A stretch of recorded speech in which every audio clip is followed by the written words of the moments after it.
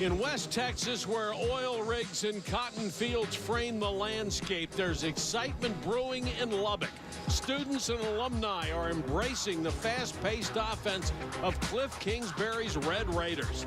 Today, a big SEC test comes from Brett Bielema's Arkansas Razorbacks. A key early matchup is next. Did you guess it?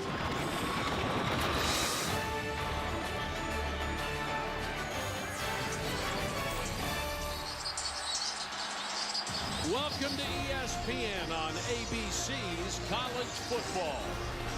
Today, a pair of former Southwest Conference foes face off for the first time in more than 2 decades. Good afternoon, everybody. Mike Patrick at Cunningham. It's great to have you with us. Janine Edwards will join us shortly. These are two old rivals that have evolved into polar opposites. Arkansas is a classic old-time offense. Big, beefy offensive linemen, in-your-face, smash-mouth football. And a couple years ago when Brett Bielema took the job here, he left Wisconsin, and a lot of us, including myself, around college football, wondered what Bielema was thinking. But talking to him this week, he was looking for a new professional challenge. Well, you got it. You're in the SEC. But if you followed Bielema in his career, it has always been about the offensive line. And if you go back to his time at Wisconsin, in the last 3 seasons, they had 8 offensive linemen drafted in the NFL. Just a staggering number. Now, this line is not quite there physically for what they had at Wisconsin, but they're getting very close, and that is bad news for Texas Tech, who defensively haven't really slowed down the run much at all this year. Well, Texas Tech on offense represents the evolution in college football. 4 wide receivers, spread the field, throw it around as fast as you can, basketball on grass. And it really all started with Cliff Kingsbury. When he was here under Mike Leach, he was the first quarterback in that air raid system back in the early 2000s. And he has a pretty good quarterback coming in, sophomore Davis Webb. Webb, at the end of last year, there was a couple of quarterbacks going back and forth trying to win the starting job. Webb took it into the Holiday Bowls, threw 4 touchdowns, but Webb has been off in his game early this year. The ball's just off by a foot or 2. Kingsbury's been telling Webb, just get your confidence like you have on the practice field. They have the talent here to score some points. If Webb can get on point today against a decent secondary from Arkansas, could put us some big numbers. Janine Edwards will work the sidelines for us. Moments ago, she caught up with Texas Tech head coach Cliff Kingsbury.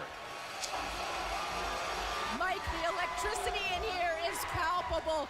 Coach, I know you'd like to bring some of that electricity out on the field. What have you said to your offense and your quarterback to help them find rhythm and confidence early? Yeah, we need to start fast. We know what they're going to do. They're going to come right at us, and we got to do what we do. Start fast and put a lot of points up. What have you done this week, personnel-wise and scheme-wise, to take away what Arkansas does best? You know what that is, run the ball. Yeah, we just put our best plan in place we could and let our guys know what's coming. What have you told your quarterback to think about most this week? Just have fun. Enjoy the moment. He's put in the work. It's time to just go out and play.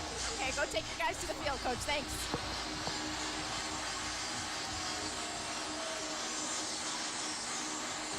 Former Southwest Conference rivals now separated by different conferences, and Arkansas leads the overall series. They won 28 of the 35 games they first met in 1957. Texas Tech has won the toss, and they have elected to receive. And this is a sellout crowd of more than 60,000. When Cliff Kingsbury came back and took the head coaching job, season ticket sales just exploded. The end of the Mike Leach era obviously not ending on a note that any of the fans wanted to see. And, of course, Tommy Tuberville came in for a couple of seasons. He decided to leave and go to Cincinnati. And when Cliff Kingsbury was hired, this community embraced him, obviously the first quarterback of the Leach era back at the turn of the century. And to have a young man like this back, and when you spend time with him, very intense, very, very good offensive mind, still works as the quarterback's coach, you can sense that this program is starting to head in the right direction. Sam Irwin Hill has it teed up at the 35. He will kick off. And deep, a couple of burners, Jakeem Grant and Justin Stockton.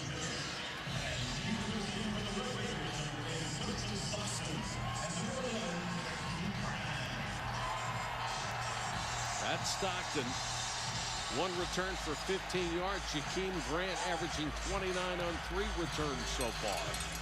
Texas Tech struggled against Central Arkansas, struggled against UTEP, but they came out with a win in each game, and they are 2-0 coming in.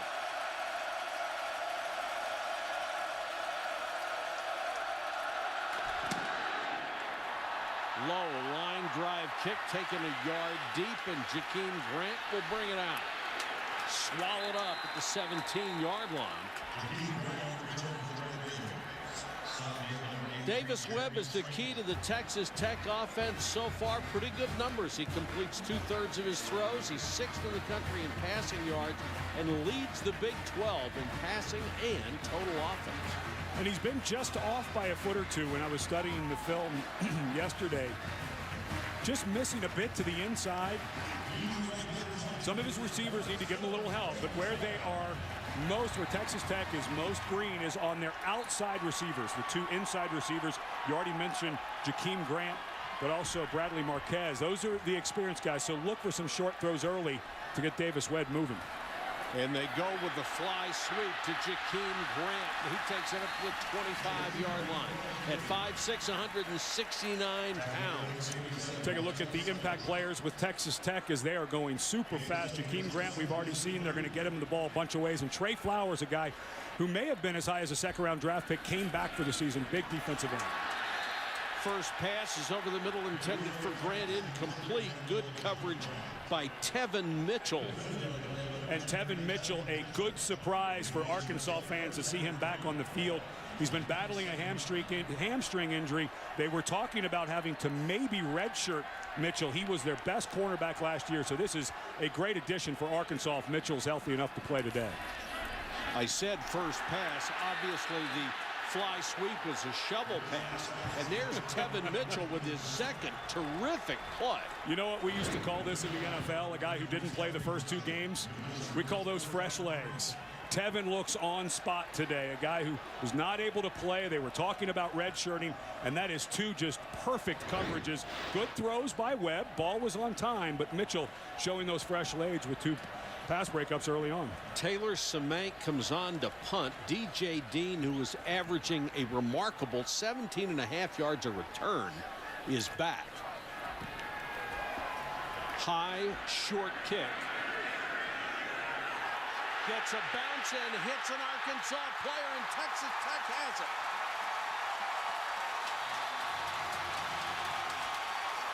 The ball banged into Jared Collins. He never saw it. Every single punt return team has some word that means find the ball and get away from the ball. And you could see that right then Jared Collins was not looking for the ball. He was trying to get out of the way, but when it's kicked short, the return man has to be yelling. But for a lot of teams, for whatever reason, the word is Peter. They just yell Peter to get away from the ball. But whatever that call was, Collins didn't hear it. Sam Aguavin made the recovery and a huge break for Texas Tech at the end of the first series. You want to set up a screen pass. Complete to Justin Stockton. And here goes Texas Tech actually bringing in an offensive substitute, so slowing down just a touch for Arkansas. You have to be on your heels on the road. You get the ball back, but oops, you don't. DeAndre Washington will leave the field, and Stockton stays in as a tailback. They love to throw to those inside receivers. They've already tried to hit Grant twice, and Stockton, who had a huge game against UTEP, 8 carries for 135 yards, gets a try there. Martell Spate, who leads the team in tackles, made the stop. Stockton, a big recruit, decided to come to Tech, had over 6,000 yards in his high school career. Stockton again, little swing.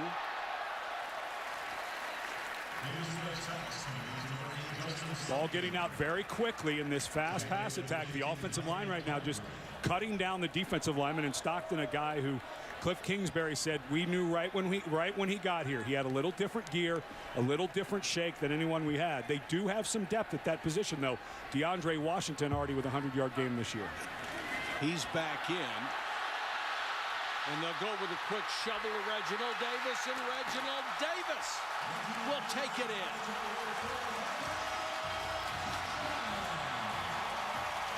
So they take advantage of the break on the punt that hit an Arkansas player. Lead block here by DeAndre Washington on the flip sweep. And also excellent blocking by Jordan Davis, the receiver downfield. This team will run the ball more than you think, even though that ends up as a pass because of the forward pitch. But this team runs the ball way more than you think they will, and right now running it efficiently. Ryan Buston will come on for the point after. And the home folks something to cheer about early. Texas Tech has lost the turnover battle in 10 straight games. They're ahead in it now, 1-0, and it set up the touchdown that put them on top, 7-0.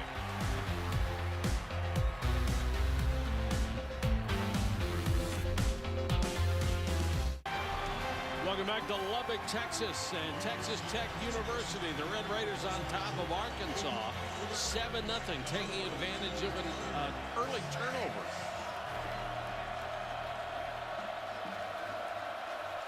Samank to kick it away for the Red Raiders. Keon Hatcher and Corliss Marshall are deep. Marshall across the 25 and down at the 30, lost his footing, just tripped up. And Arkansas will start from there. Brandon Allen, the Arkansas quarterback, played with a bad shoulder almost all of last year, but healthy now. He has 6 touchdown passes, only 1 pick, and ranks 4th in the country in passing efficiency. And that shoulder injury just on an innocent fumble recovery where he separated his shoulder, and as the season went on, Allen was barely able to practice. He was the best option at quarterback, but of course Arkansas ran off 10 straight losses for a school record until beating Nicholls State last week. But Allen much stronger, much more velocity on the ball, and obviously being able to practice is a bit of a plus too. They'll play 3 different tailbacks. Jonathan Williams gets the start and he gets the carry. And Williams drilled as he got to the line of scrimmage yet. Take a look at the impact players. Hunter Henry was a true freshman last year who started tearing up the league. He's added 20 pounds of tight end, a big target. Denver Kirkland is that big powerful offensive lineman, just like they had at Wisconsin when Brett Bielema was there. And then up front, around the line of scrimmage, Kenny Williams, a former running back, now playing a rover outside linebacker, will be key. And Keelan McElrath, one of 4 junior college transfers in the middle of that defensive line, gets the start at over 300 pounds. They'll go to the air for the first time, and Keon Hatcher with a catch from Allen. And Texas Tech has added a lot of beef up front this week.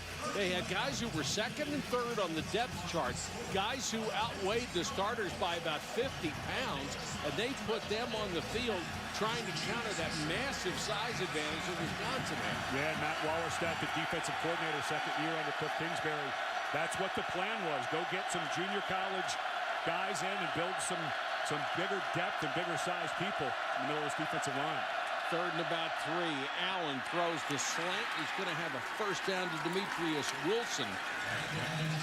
And Tevin Madison made the tackle, but not before he had a first down. This is a team that wants to throw when it doesn't have to. They want to set up the quarterback so he's not under a lot of pressure. And Wallerstadt, the defensive coordinator, hopes to change that today. Been a tough going early in the season for Texas Tech, trying to slow down the run, but as they've gotten some of these transfer guys more into the mix, they're feeling a little better about the point of attack. Cameron Jefferson is in as an extra tight end in the jumbo package. He just adds blocking ability, and now they're going to go with the flea flicker. Had a man wide open, Keon Hatcher overthrown, and Brandon Allen needed to put some air under that ball because he had him open. Texas Tech caught completely asleep as the ball is pitched back. And watch Hatcher, the top wide receiver, as the safety number 3, J.J. Gaines, was flat-footed. And you're right, Brandon Allen just throws that ball too flat. If anything, you want to underthrow that ball a little bit because maybe you get Gaines, the trailer, running into the guy and get pass interference. But the only way you guarantee it's incomplete is if you overthrow it. You work all week to set up plays like that, and then you call them at the right time. and the players don't execute it. It's really frustrating for the coaching staff. Toss back to Alex Collins, who is averaging 8.7 yards a carry so far and almost 100 yards a game. Of course, all these stats for Arkansas may not mean much because they racked them up against Nichols when they won 73-7. They do go 3 deep, but if you watch them against Auburn, they were starting to get some movement up front. And you've got to think this is a rundown. It looks like everybody on the offensive line pointing for pass protection. Let's see if this is a delayed run or a quick throw. Jonathan Williams back in on 3rd and 3, and they are going to try to throw for it. And it's incomplete, intended for the tight end, Hunter Henry, but Keenan Ward, the safety, was there to get a hand on it, and this will bring on the punt unit. Keenan Ward doing his best imitation of Tevin Mitchell, the cornerback from Arkansas, who had 2 breakups right on the hip of Henry. And a nice job there at the very end where the defender, Ward, did not turn the hip of Henry, was able to keep that left hand off. Sam Irwin-Hill is on to punt. He's an Australian rules football guy. He can kick with either foot. And he floats it for Cameron Batson, and Batson backs up and makes the fair catch at around the 5-yard line. 42-yard kick, and Texas Tech with the early 7-0 lead.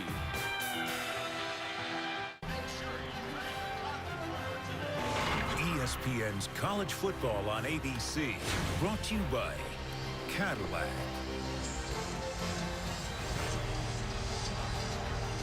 The Red Raider mascot is called the Masked Rider. It was originally called the Ghost Rider. It appeared for the first time in 1936, officially became the football team mascot 60 years ago at the Gator Bowl, and today they honored the 55 men and women who have been the Masked Rider. 43 of the 55 able to attend. Pretty tough to beat a mascot on horseback, isn't it? My question is, how did you know that that was actually the Masked Riders that showed up today? Because they have no masks on. That's the current Masked Rider. It's going to be a great honor to do that. 2nd and 6 from the 9. DeAndre Washington is the tailback. Instead, they throw underneath to Bradley Marquez, tied for the club lead in catches. Let's go to Janine. Well, Mike, because of the tempo that the Razorbacks expect from the Raiders in this game, coaches have emphasized something they calling post-whistle swarm all week in practice. When the whistle blows the play dead, you sprint back to the line of scrimmage. No adjusting chin straps or socks or high-fiving. No mental or physical breaks either. And the Tech coaches told me they are doing double the usual number of plays with no subs just for that reason. That's what this offense does, Janine. It puts a lot of pressure on a defensive unit. Webb with the little swing gets it out to Grant. And Grant, Brooks Ellis hits him, lost the ball. Arkansas says they have it, and they do.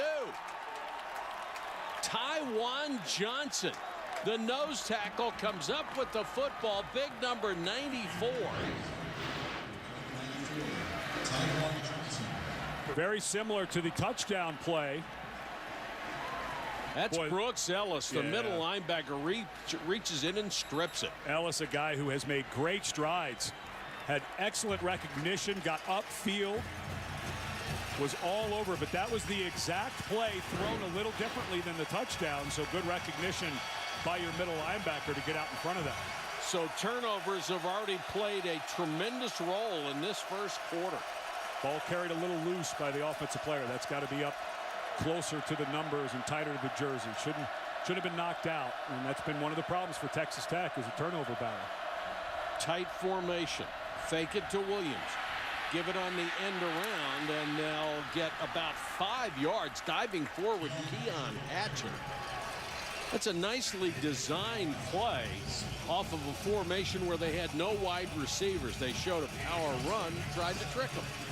Well, Jim Chaney, the offensive coordinator that was brought over after the staff was let go at Tennessee, has a lot of offense. They will really rely on the power run, but they bring all these bodies in, and it looks like it's going to be a run, and they obviously can get it on the edge. Now Ahrens is in as a blocking back, and they send the big guy, Jonathan Williams, into the end zone for a touchdown. Ahrens led the way, and that is how Brett Bielema runs his offense. And number 40, Patrick Ahrens, just gets a blow-up block. Good lead block, gets push at the point of attack, continues to drive his feet, but this is exactly what Arkansas wanted to attack, is the perimeter of Texas Tech's defense. The corners are very young, mostly freshmen and sophomores, and this was something that Arkansas wanted to do, was get on the edge and see if Tech could defend it. John Henson comes on for the point after and knocks it through. So turnovers have set up a touchdown for each ball club, and we're tied at 7. The fumble does it. And power football for Arkansas gets their first score of the day.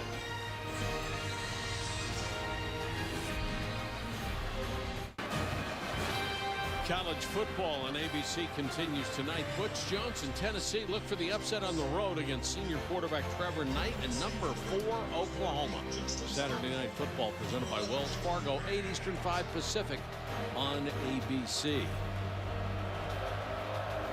Irwin Hill will kick it off. Grant and Stockton are deep.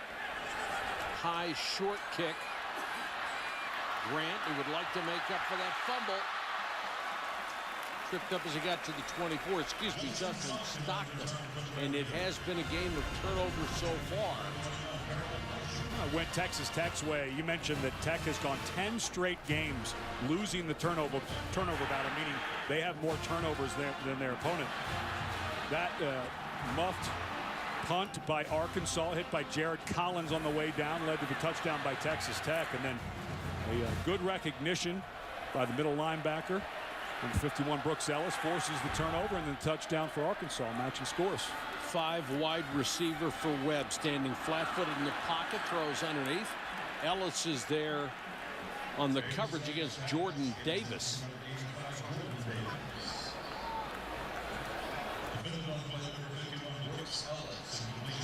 Mentioning Ellis a moment ago, all the work he did during the offseason. He talked to Brett Bielema and all the coaches how much better they got talent-wise through recruiting, but also just the dedication of the guys in the weight room and offseason.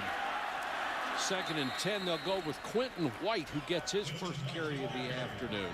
They've played 3 different tailbacks extensively so far this year, and Brooks Ellis with another tackle.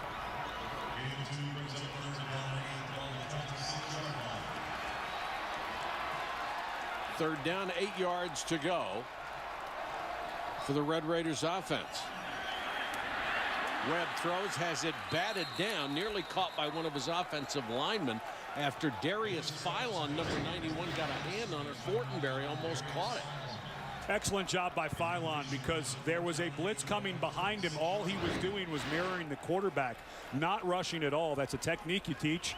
As you come off the ball, if you're not going to be rushing, stay away from the offensive lineman. You don't want the offensive lineman to engage you, because they can actually hold you down to the ground. Philon doing a nice job playing his technique there. Samac will punt again. Dean waits inside his own 35.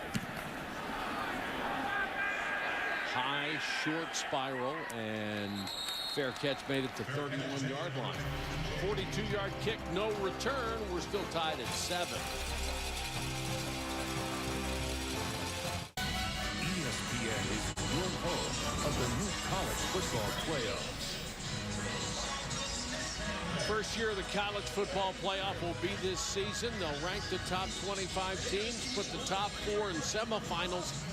A lot of different selection criteria, and right now down on the sideline, Jeff Long standing by with our Janine Edwards. That's right, Mike. He's been in the news a lot lately, and he will continue to be in the coming months. Jeff, you are an athletic director, obviously, for Arkansas, and 5 members of the selection committee are athletic directors.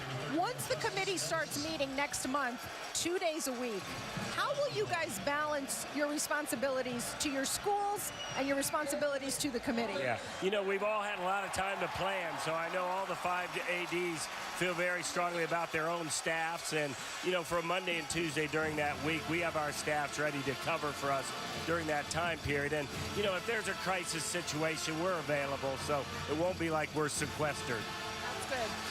What are your thoughts as chairman of the committee on one of the members, Pat Hayden, engaging a referee during a game last week? Well, I think the Pac-12 handled that very well. I think Pat apologized appropriately.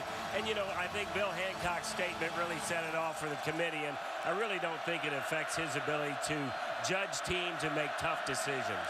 Well, whose job is it, and where do you draw the line with a credibility or perception issue in an incident like that with a committee member? It's at the forefront of all of our minds. We know this is a particularly special year because it's the first year, and we know there's going to be tremendous amount of scrutiny. So, you know, I think all the members are prepared to handle that. You know, it is emotional with your own teams, and, you know, we have to guard against getting emotional about our own teams. Yeah, absolutely. Well, the one question that we hear most often, and I'm sure you do too, is what is the criteria that will be used to determine the 4 teams that get in the playoff? Is it entire resume? Is it the best 4 teams at that moment? How will that be determined? It's all of the above. It's really a team's performance throughout the year, looking at them in totality and looking at them throughout a number of different metrics. So, you know what? We'll have so much available to us. We're fortunate. Our first ranking's not till after 8 or 9 games of the season, so we'll have plenty of information. And I know if you ask 100 people, you get 100 different answers to that question. So I want to wish you good luck. Jeff Long, thanks for joining us. Good luck to the committee. Thank you. And good luck to the Razorbacks. Thank you. Thank you. Janine, thank you so much. And Jeff Long, thank you for taking the time. And anyone that takes on the kind of a job that he did and everyone else on the committee, the only thing they're going to get for their trouble is criticism from fans who are still upset that their team didn't make the top 4 and there was left out. Let me say one word about the Southern Cal situation. I have no doubt that Pat Hayden will be able to make perfectly logical decisions about who should go where. You know, but you bring up the credibility issue to me. You know, you remember what happened at Arkansas when Bobby Petrino was caught on a motorcycle with someone that he was having an affair with, and they had to fire him. Jeff Long handled that well. But if that had happened this past summer, a lot of college football fans would say, yep, is Jeff Long able to be in that committee and make those decisions? So I do think that these committee members have opened themselves up to a level of criticism that, frankly, I think as it goes on, I think acting athletic directors are going to start backing away from wanting to be on that committee.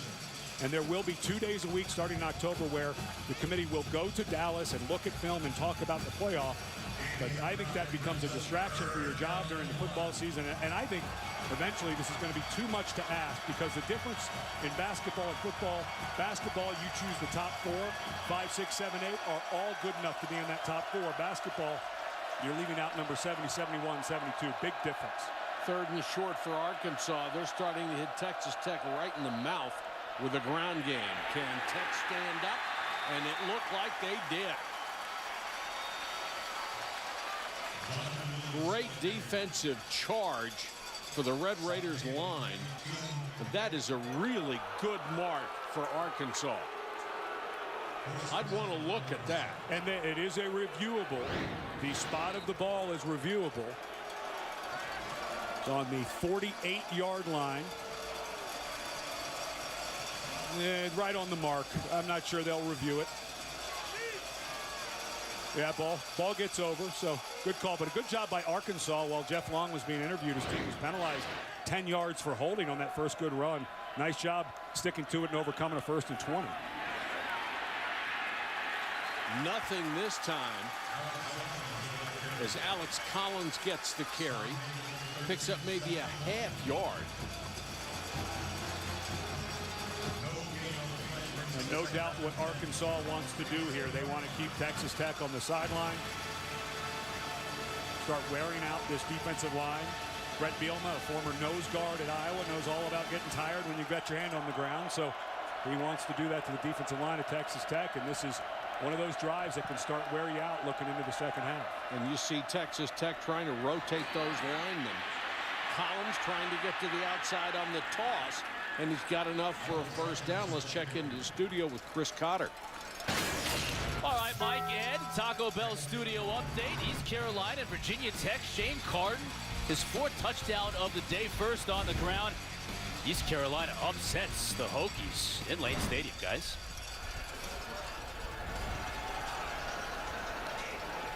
What a huge win for East Carolina. Of course, Ruffin McNeil, who was the defensive coordinator here for a long time at Texas Tech, has things going there. And what a difference for Virginia Tech against Ohio State. It looked like they might be the best defense in the country. Yeah, they looked unbeatable. And in that first half, ECU went up and down the field, was up 21-0 in the first quarter, and able to hold on for a very big one. Of course, Michael Brewer, who's a quarterback for Virginia Tech, played some here last year for Texas Tech, decided to transfer because he was a graduate student, able to play right away, and was granted a release. They will be an inch short of another first down. On this drive, they've gone 40 yards, 7 plays, all of them runs. And what do you think they'll do on 3rd and an inch? I think they might run. Although this is the beauty of this offense. They run, run, run. They set you up. 9 guys come to the line of scrimmage, and they throw it over the top. And then just hope your quarterback doesn't overthrow it. Yep. He's got it over. They've already done that once. And you are in that 4-down area here because you're outside of your field goal range, and if you punt it and you kick it in the end zone, you're only gaining about 20 yards of field position, so you might as well take a shot. Corliss Marshall is the tailback. He'll get the carry. And Marshall has enough for a first down to the 36-yard line of Texas Tech. Marshall, a young man who was not able to play last week with an arm injury against Nicholls State. He is their most explosive running back. Everybody coming into the season talking about Jonathan Williams and what a good season he was going to have. But this young man, the most explosive running back, not very highly recruited, but is turning into has some burst.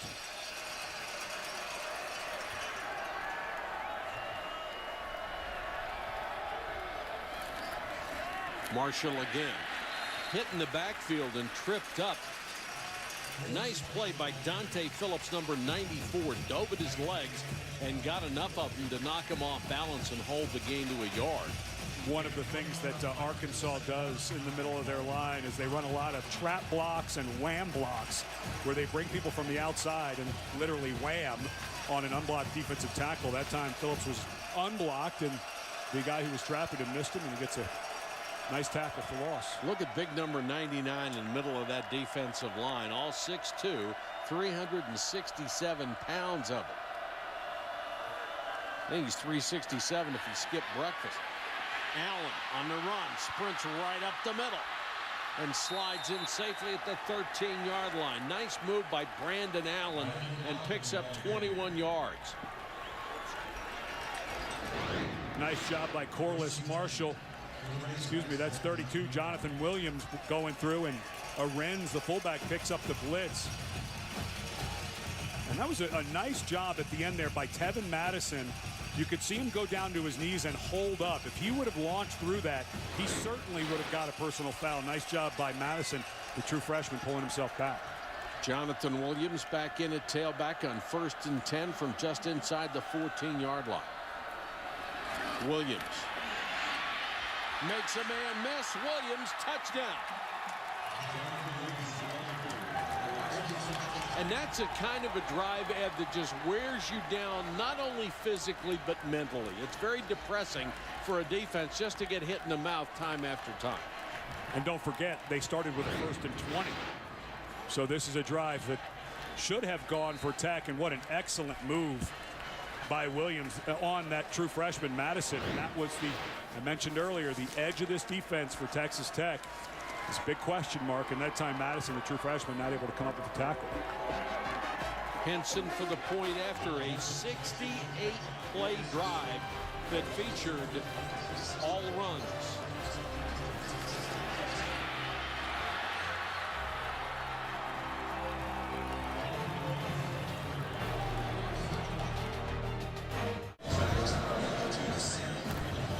Back look at Texas Tech, and Arkansas has taken a 14-7 lead on the strength of its power running game. Grant and Stockton are deep.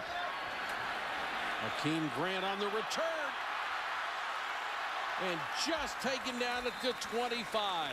Trying to use all that speed to get out to the outside.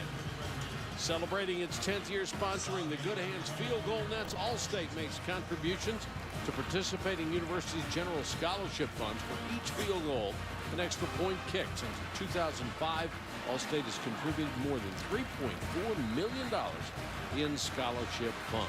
And if this ball doesn't end up in one of those nets after a touchdown drive, or at least a field goal, I'd start getting a little nervous if I were a Red Raider fan putting that offense back out for Arkansas. Webb with time and throws over the middle to Reginald Davis. Great upside for this kid. Never played wide receiver before. Was a high school quarterback. And if you've got a chance to play in this offense as a wide receiver, you're going to get a lot of publicity and a lot of chances to catch footballs. Yeah, you can sell this program to wide receivers and quarterbacks. There's no doubt about that. Webb with time, forced out of the pocket. Throws on the run and picked. Liddell had a chance and lost it as he got to the sideline. They're saying he caught it. The official said no. Second down. Third down. Yeah, not a catch there by Liddell, but he's a young man that they say has unique qualities. A true freshman, part of a good recruiting effort during the offseason by Arkansas. Starting to get more and more playing time, and that ball by Davis Webb just a little late. And this true freshman able to run underneath it and almost made a snatch. Second and 10 for Webb. Throws out in the flat. Washington makes a man miss. DeAndre Washington turns it into a first down. When you put on the tape of Texas Tech, and as they're going fast here, you very soon see that there are guys who can make people miss. DeAndre Washington, we're all talking about Justin Stockton, the true freshman running back with all that burst, but Washington really good in the open field. He's their best all-around back. Another completion to Reginald Davis. You're talking about Davis being a former quarterback. He really is starting to get a feel for the passing game, has great body control, and they need him as an outside receiver to come along. Now they're going just about as fast as they can, and Washington, with defenders ripping at the football, is down to the 33-yard line. And here comes Arkansas bringing in 4 defensive players. The offense substituted, so now the defense will have time to match up. They're getting all the big bodies off, switching out the entire defensive line. And you have to chase the ball all around the field and wear you out. Stockton can't get to the outside because Darius Philon came up from his defensive tackle spot and wrapped his arms around him. Good change of personnel that time by Arkansas. Philon comes in fresh and gets good push at the point of attack. Timeout end of the first quarter. Arkansas with a 14-7 lead. We'll be back after this message and a word from our ABC stations.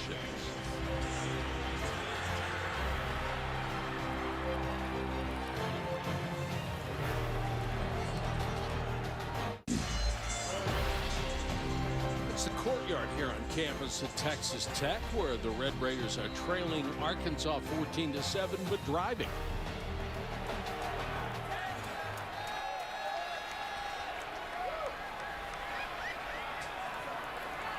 Second and long for Webb.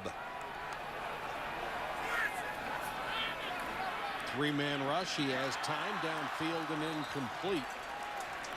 It was off target, intended for DJ Polite Bray. And Polite Bray is open. This is exactly what Cliff Kingsbury's talking about. Just being off by a foot or two. I think Polite Bray should make that catch, be able to get his hands back, but Webb has just been off by a foot or two at the start of this season, and that throw obviously behind his intended receiver. Third and long here. Only 2 men on the rush. Underneath, complete pass, and a first down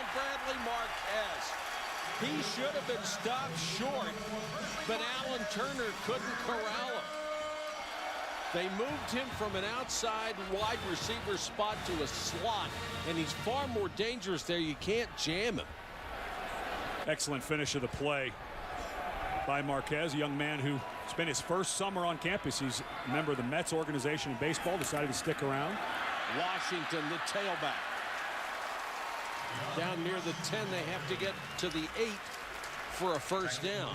I know everybody is talking about Justin Stockton, the true freshman. Every time I see Washington run, he makes a crisp move, makes somebody miss, and has really good acceleration. Talk about a nice 1-2 running back combo coming in. Both guys in now. And they say he's their best all-purpose back. Stockton is in there with him now. And Washington really wants to show what he can do. He's had an injury-prone career that has limited the kind of numbers he puts up. Stockton with Washington in front, and Stockton to the 5. So one thing that Cliff Kingsbury has been talking about with his offense is, guys, we have people who can make plays. We have guys who can take it the distance. Just settle down, practice, play like you practice. Practices look great. Starting to get into a rhythm, but how nice to have those two runners. And it's not just throwing 80 passes a game. They have guys who can run the football and linemen who can block for the run, and you're seeing it right now. Washington dives forward inside the 3 to maybe the 2. Dietrich Wise Jr. didn't play last week because of a leg injury that he's been nursing, made that tackle. This is an impressive drive for the Red Raiders.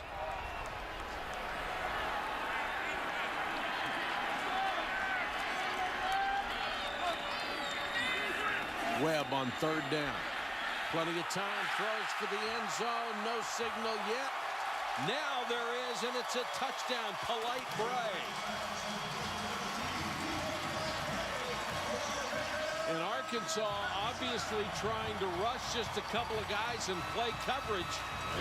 I don't know how that's going to work out. But they had to leave 3 men behind the defensive line because of the threat of the run, and that a good throw that time by Davis Webb. It's in the end zone, put it down and away. Lightbright doing a nice job getting his hands underneath of it, but Arkansas was stuck between defending the run and the pass. They had 1 extra defender near the line of scrimmage, and that's why there was a hole behind them. And the officials waited a long time to make sure that that was a catch. They got it right, and Texas Tech got the score to tie it up. It's 14-14 here in Lubbock.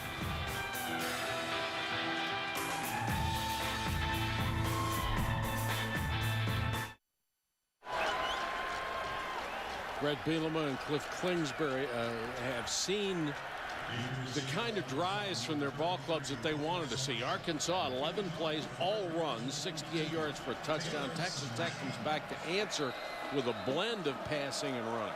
Kingsbury has to be very happy with that drive. You give that ball back to Arkansas, you may be down 21-7, and the defense would maybe be done for the day. I know you're trying to rotate that defensive line, but if they would have had, Tech would have had to go back on defense. That could have gotten either. Hatcher and Marshall are deep, and Corliss Marshall will bring it out.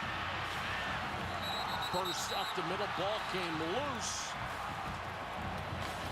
He may have been down, and regardless, Arkansas got it back. Let's check to the studio. Chris Cotter with an update. Time for Dr. Pepper Conference update. Elsewhere in the Big 12, a little ways down the road in Fort Worth. Trayvon Boykin is going to find Josh Doxson for the score. TCU up 7-0 over the Gophers. They've now made it 10-zip the first, guys. Chris, thanks very much. We have 12:59 to go here first half. And Brandon Allen leads them out.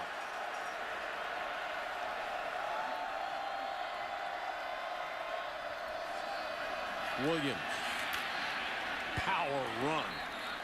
Picks up 8-9 yards. Let's check in with Janine. Well, Mike and Ed, Texas Tech, you know what? Let's wait for the penalty and we'll get back to this. Mike? Thanks, Janine. We'll check it out.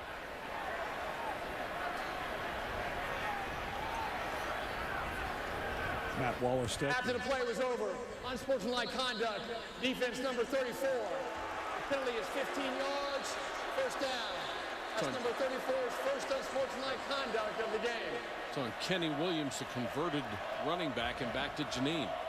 Well, my Texas Tech defensive coordinator, Matt Wallerstedt, has been trying to solve the puzzle that is Arkansas's running game, and it's not easy. He's gone up and down the bench, talking to every one of his position groups, linemen, linebackers, secondary, trying to shore up porous edges but not take guys away from the middle. Hasn't worked so far, has it? Williams with another carry into Texas Tech territory. One thing that Texas Tech has been just awful on is penalty yards. Over 100 yards per game in penalty yardage, and that was Kenny Williams after the play. Just, you don't need to hand it to Arkansas. You can see the hands on the hips already. It was the first penalty against Texas Tech, but they've already been on their heels on defense. You don't want to let the sloppiness help the other team. And fundamentals have really hurt. They throw underneath to Drew Morgan, who makes only his second catch of the year. It's enough for a first down for Morgan. Morgan, excellent second effort here. Oh, the Justin Nelson just dropped his head completely. That is such bad technique on so many levels. You can hurt yourself, you can injure your neck, you can get a concussion, and a lot of times you just miss the tackle.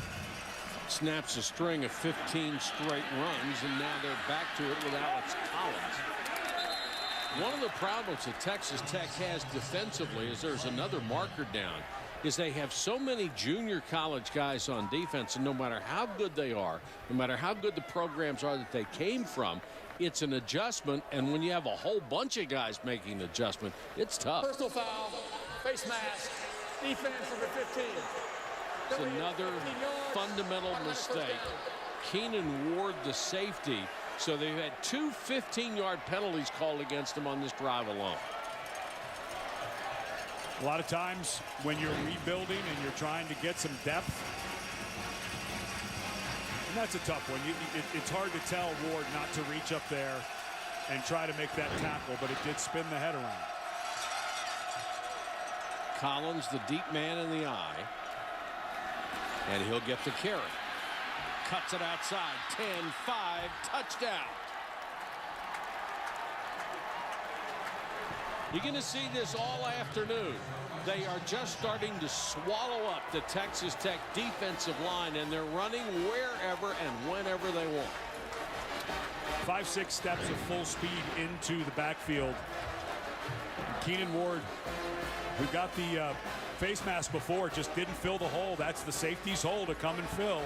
Took a bad angle, was not able to make the tackle, so two bad plays in a row by Ward. But this running game for Arkansas, that's just way too much speed before they have to make their first cut. Ed, they've already rushed for 132 yards, averaging almost 7 yards a carry, and it gets bigger every series.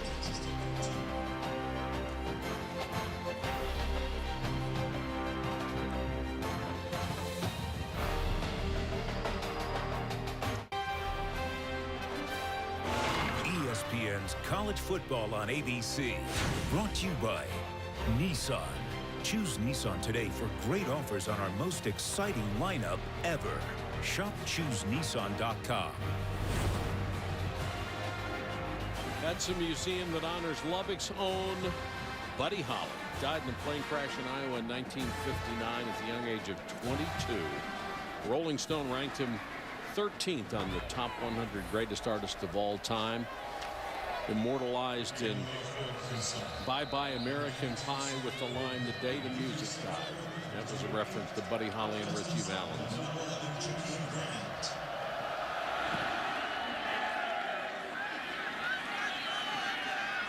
Grant and Davis are deep. Jakeem Grant on the return. Lowers the shoulder and powers over the 30-yard line. Tonight, ESPN brings you college football prime time, presented by Hampton Hotels. Cody Kessler leads number 9 USC against Boston College in the cross-country matchup tonight, 8 Eastern on ESPN. USC getting into the hurry-up offense game. Steve Sarkisian, who started to develop it at Washington before he left to go back to USC. As an assistant there under Pete Carroll. They ran 103 offensive plays against Fresno State. Of course, during the offseason, Brett Bielema, the head coach of Arkansas, getting into the discussion about trying to slow down the game a bit. Davis Webb on the delay to Stockton, and I think notice has been served to Texas Tech that when you get the ball, you better score every time, because Wisconsin has that kind of intentions. Or excuse me, I said Wisconsin, I'm looking at Brett Bielema. It was very shocking when Brett left Wisconsin. I remember I was on the air scratching my head wondering why he did it, but wanted a new challenge. Everybody thought he'd be a lifer underneath to Reginald Davis. After all, he took him to 3 straight Rose Bowls. They were as good as they were going to be. And when he took the job, you wondered why was he leaving? There was murmurs about having problems keeping assistant coaches. He more than doubled the amount of money he can spend on assistant coaches. He said 1 year after they won the Big Ten championship, he was going to lose 7 of his 9 coaches in a 48-hour period, and just started to realize it was going to be nearly impossible to sustain the level that they had created. You start losing that many assistants, you can't have consistency year to year, and decided to take his show down to the SEC. Webb, under pressure, steps up and throws to Lauderdale underneath. Lauderdale across midfield and spun down at the 44-yard line. Devin Lauderdale, the 6-foot sophomore, makes his first catch of the game, and they've got so many. And this is another junior college guy. Lauderdale got here in the spring, so he was able to learn the offense, and they need some help on the outside. We've already seen Bradley Marquez and Jakeem Grant how good they are at slot. So Lauderdale trying to get in the mix outside. He was a transfer from Navarro Junior College. Now they got 5 wide receivers, 4 to the near side. They throw to the far side and completed to Dylan Cantrell, his first catch. So everybody's getting into the act. And that was a nicely designed play. You put 4 guys to the wide side of the field, drawing most of the defense over there, and you've got one-on-one with who you want on the right. And a nice, accurate, on-time throw by Davis Webb.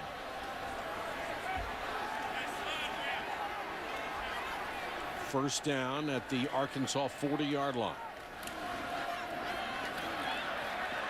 Draw play. Now get about 7 is Quentin White, showing you his jitterbugging skills. I was going to say, we've been talking about Justin Stockton, DeAndre Washington. Quentin White showing some ability to make people look a little silly when he's got the ball in his hands. Stockton comes back in. White stays on the field. And they're on each shoulder of Davis Webb. Second and about 3. White, they nearly lost the ball on the exchange, and White turns what could have been a disaster into about a 1.5 yard gain. Spate made the tackle. Well, it started with the snap being a little off and then not a clean handoff. Good handling of the ball. No panic by the running back. And you're sitting here 3rd and 2 in a game that's going to be about touchdowns going back and forth. I'm not sure this isn't where you take a little bit of a shot and then you come back on 4th and 2 and go for it if you don't get it. And that handoff, by the way, is the quarterback's responsibility, because the running back is looking at where he's going, not the ball. Throw to the outside for a first down. A great throw to Lauderdale. Davis Webb showing you some arm strength on that out pass. Catch and throw. Good calm feet by Davis Webb. I've noticed that a bunch. We saw Christian Hackenberg the first 2 games of the season with his nice calm feet. Washington back in the game. Cuts it outside. Washington out of bounds at the 13-yard line. This guy's fun to watch run. Isn't he? Yeah, he just never gives up. He has good balance. When he gets hit, you see a lot of guys, their shoulders, their upper body will start going down to the ground, which, they might get another yard or 2, but this guy has tremendous balance as he's going through contact. He checks out. Stockton comes back in on first down. Stockton with a carry. Trying to get outside, nowhere to go, and this time he's spun down by Alan Turner, the safety. Well, if you're going to have safeties coming up around the line of scrimmage, there's Rob Smith, first-year defensive coordinator, replacing Chris Ash, who left during the offseason to go to Ohio State. But if he's going to have his safeties that close to the line of scrimmage, look for Texas Tech to start trying to get over the top of them. 2nd and 13. Webb in the shotgun, fakes the handoff, then dumps it to Washington. Room to run. Washington inside the 5.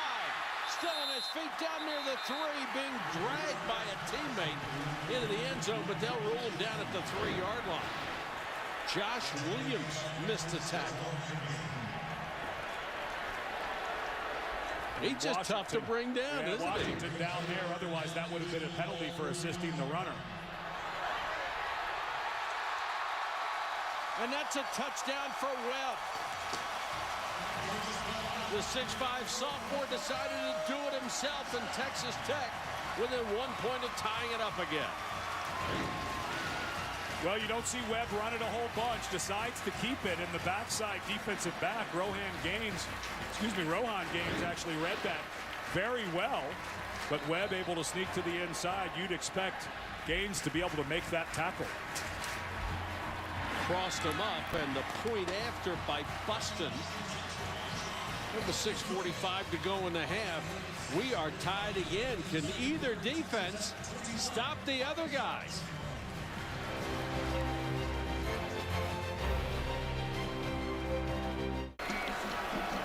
Tied at 21. 4 players have run the ball for Texas Tech. 8 have caught passes. And Webb kept off that last touchdown drive with his run after he had 5 out of 5 through the air on the drive. Hatcher and Marshall deep again. 6:45 to go in the half. Deep kick. That one will go out of the end zone. And we'll check in with Chris Cotter. Chris? Mike, time for Wells Fargo getting it done, and the Red Hawks getting it done in the big house. Here's Andrew Hendricks finding DeJuan Scott for the score. Miami of Ohio and Michigan tied at 10 midway through the second. How about that? Brady Hoke taking some heat last week, getting blown out by Notre Dame, deciding to leave his starting quarterback in, never getting any of his depth any work. Not looking good for him and his staff if it continues to trend that way. If you're Arkansas, what do? Just play smash mouth on this drive again? Looks like it. Alex Collins. We are seeing some really good running backs today. Yes, sir. All 3 for Arkansas. There you see Collins with a little stutter step in the burst. Jonathan Williams, who's seen the tough runs. Corliss Marshall might be the quickest of them all. DeAndre Washington on the other side. Freshman Stockton, we've seen some. We were expecting to see a big throw game for Texas Tech, but that both sides becoming about the run game a little bit.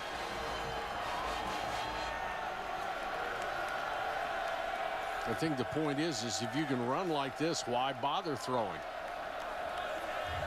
7-8 yards a carry. This time enough for a first down up at the 36. This is I was in the NFL. Freeze it right there. There's your wham block right at the point of attack. That's number 84, Hunter Henry, going in there at 255 pounds against Rico Levy at 367 pounds. So it all becomes more about being explosive. In those wham blocks, you don't have to get a ton of movement, but you definitely have to get that guy stopped right where he is. Henry, the tight end, was second-team All-SEC last year and also made the All-Freshman team. And the receiver fell down on the outcut. Hatcher was open. Looked like a pretty good throw from Brandon Allen, but he just fell down. Last 4 drives, 2 passes. You asked what were they going to do on this drive? Becomes pretty obvious. And some people will ask, why did you throw it twice? Well, you had it open. The guy slipped.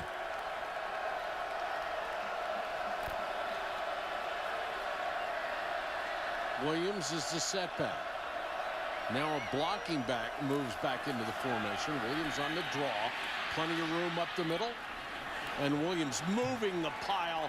Has a first down out to the 46, almost a 47-yard line. That's just power. Well, we were talking about all the backs we've seen, and I think Williams showing, all right, everyone else has got the shape. Let me show you the power. Good movement there. Good finish, and there's Hunter Henry pulling the pile. As long as you're not pulling your own guy, you can move it forward. Good first down, though, for Arkansas. Just keeping his legs moving on the play.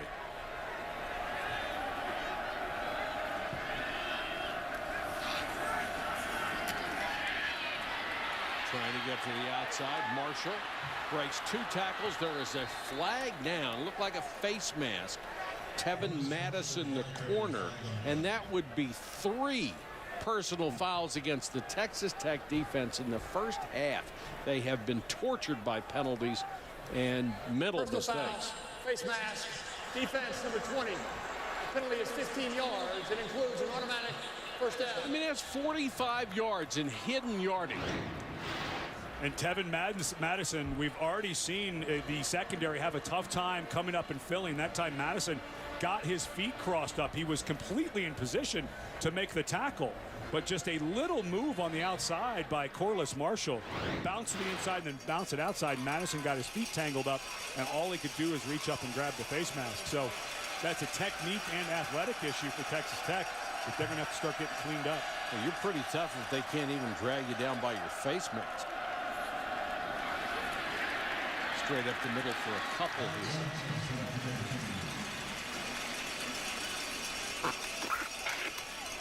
Now for our Aflac trivia question. Name 2 future college coaches that played on the 1964 Arkansas National Championship team.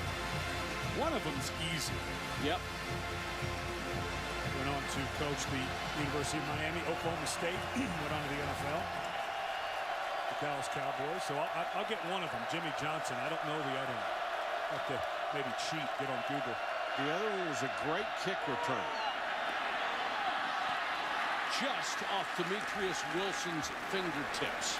Well, this is the second overthrow by Brandon Allen on touchdowns. Against Auburn, they had a drop touchdown pass to Keon Hatcher early in the game, and this is the second one that Allen has just overthrown. A wonderful route. Slowed down a bit, Wilson was, when his feet got tangled up with the defender. But that's just a miss. Big play here. Haven't had many big third downs, but this is one. 3rd and 9. Any positive yardage, you're probably going for it on 4th. A lot of good protection. Allen on the run, throws to the sideline, and a great job by Jonathan Williams to keep his feet right on the edge of the sideline. And an excellent job by Brandon Allen keeping the ball alive. It looked like forever he was going to run the ball, and the linebacker to that side, Sam Aguavin, started to come up because the linebacker had coverage on Williams. I'll give that to Brandon Allen. That was a really nice job of faking like he was going to run, brought the linebacker off, and got it back to Williams. They convert on 3rd and 9, spot the ball at the 26, 1st and 10.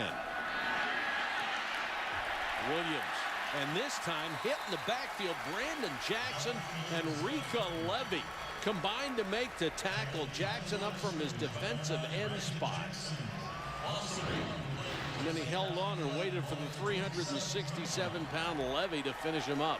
Levy, another one of those junior college guys that we talked about. 4 of them were brought in to help the defensive line. They weren't sure if Levy was going to be able to go. He hurt his knee in the first game. 34th play that Arkansas has run, the first one they've lost yardage on.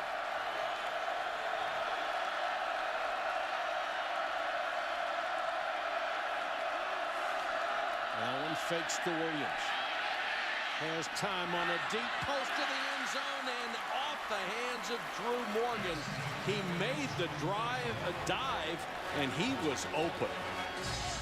This is just, again, a slight miss by Brandon Allen. He's had a couple of overthrows, but I'm not so sure that Drew Morgan. It's a tough catch. Not a great throw, but I still think you can make the play on it. But here you are, 3rd and 11, and for Arkansas, this is a team that will try a field goal. They will go, they're not thinking about 7 here, but now for Texas Tech, you can play some coverage. See if your guys can hold up. Don't need to bring pressure here necessarily. They do bring 5. They don't get there. Out cut and completion to Keon Hatcher. And that may have been Brandon Allen's best throw of this game. Ball got there on time, accurately, threw it a bit early, and this was just blown coverage on the side by Texas Tech. They had a bunch formation over to that side. And as Hatcher went to make his out cut, there was nobody home. So they complete and convert passes on 2 big third downs to keep this drive going. Now for Texas Tech with 3 timeouts, you got to start thinking about saving some time for your offense. Alex Collins, the tailback on first down. Collins end around, throws it away, and Texas Tech has the football. Justice Nelson with the recovery. What a huge turnover. This feels like a little bit of overthinking for the offensive staff for Arkansas. They've kind of had their way a bit in the running game. You're knocking on the doorstep. There is just no reason to try a flea flicker here. You can't blame Alex Collins. He's doing what he's coached, but I just don't know why you make that call at this position on the field. You don't need to fool him when you can run over him.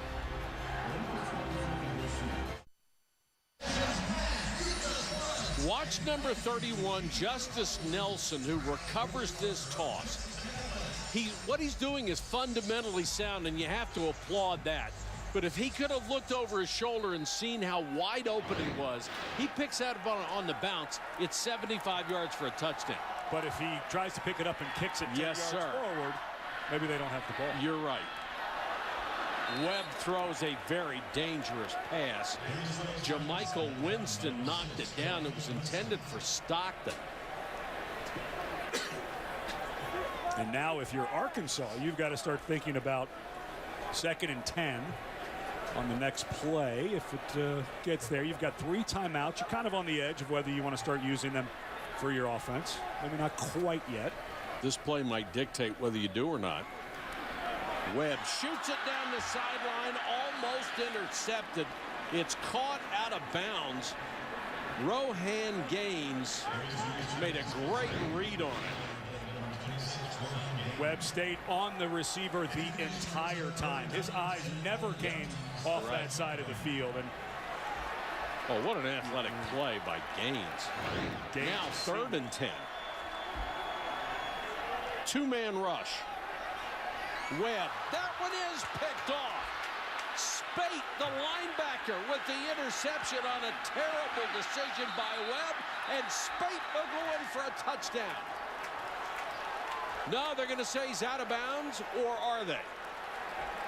Looks like he stepped out about the 12-yard line, but this one looked again like Webb never came off the middle of the field, and Spate, the linebacker, lined up right to the right side of Webb. Webb's eyes just never came off of that. I mean, he was on that forever. That's 2 plays in a row where Davis Webb just never gave the defensive player who's reading him any other reason to think he was going to throw the ball right there. And they dropped 9 guys over the middle, and that's where Spate went out of bounds at the 12. But that was actually into triple coverage where he threw that ball. Turnovers have just been huge in this game. Brandon Allen will give to Washington. Washington inside the 5. Dives for the goal line. Touchdown. No double reverse this time. Give it to your 223-pound tailback and get out of the way. And 3 touchdown runs for Jonathan Williams. And what you have to do if you're Texas Tech is just feel like that's what was going to happen on the drive before. Sure. Davis Webb has to get that interception, both of those throws, frankly, out the taste out of his mouth, because Arkansas, luckily for Texas Tech, scored pretty quickly. So you get the ball back with 1:30 and all 3 timeouts. It's all day. Ed, he ran 9 yards before he got touched by the defense. And then when they touched him, it didn't matter. He still powered it. You're saying that's not the goal when you're playing defense? No. Got to get there just a little bit quicker. There's the interception that set it up. Good defense by the linebacker. And then Williams makes him pay.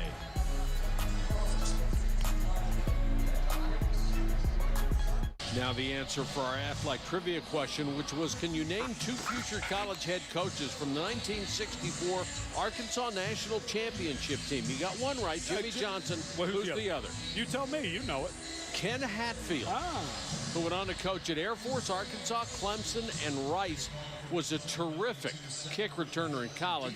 Jimmy Johnson was an all-conference player, and there was another very famous player on that team, an offensive lineman by the name of Jerry Jones. Yes, that Jerry Jones.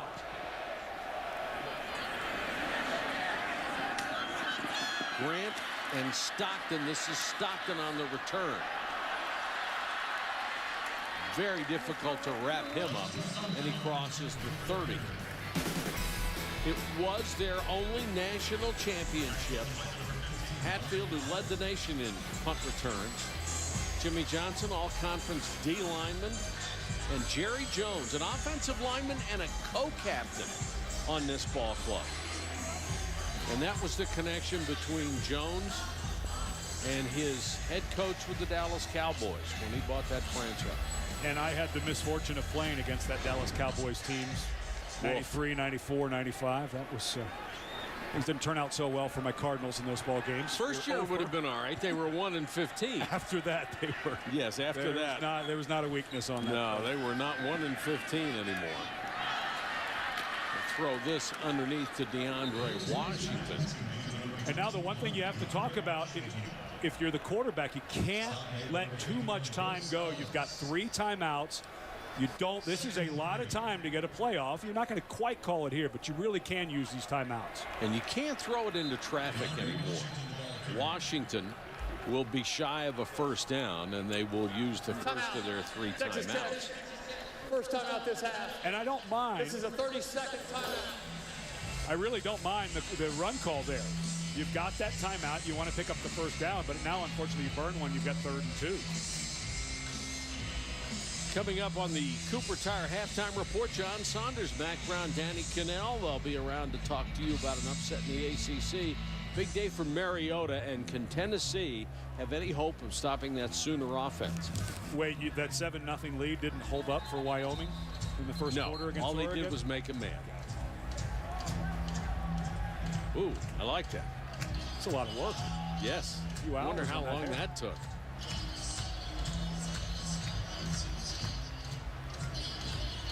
Your girlfriend says she's not ready to go to the ball game yet. That's why she's busy. 3rd and 2. 4-man rush this time, and Webb underneath. He'll have just enough for the first down. Jordan Davis, the tight end, made the catch. There goes the clock. Let's see how long it takes them to get the snap. 52 seconds. Wow. Boy, that's a lot of time. And if all they had to do was snap the ball to catch Arkansas with an extra man on the field, and they didn't. And what happened is, because the offense made a switch with their personnel, and Marquez looks like he might be hurt down the field, the umpire stays over the ball, allowing, I think the umpire gave Arkansas far too long to make that switch defensively. That cost Texas Tech a ton of time. The rule is, if the offense is making a substitution, the defense has a chance to substitute and match up. It looked to me like Arkansas was given too much time there by the umpire. And this is a guy that Texas Tech cannot lose. Absolutely. And Bradley Marquez gives 100% every play. They just love his effort. They love his skill set. But you look how much time that took for that one play. That ball was spotted for play at 52 seconds. Now we're at 35. I'll give a couple of seconds there to the umpire for holding that play for, I think, a few too many seconds, but still inefficient. Webb with time over the middle, and it's almost intercepted again. Brooks Ellis.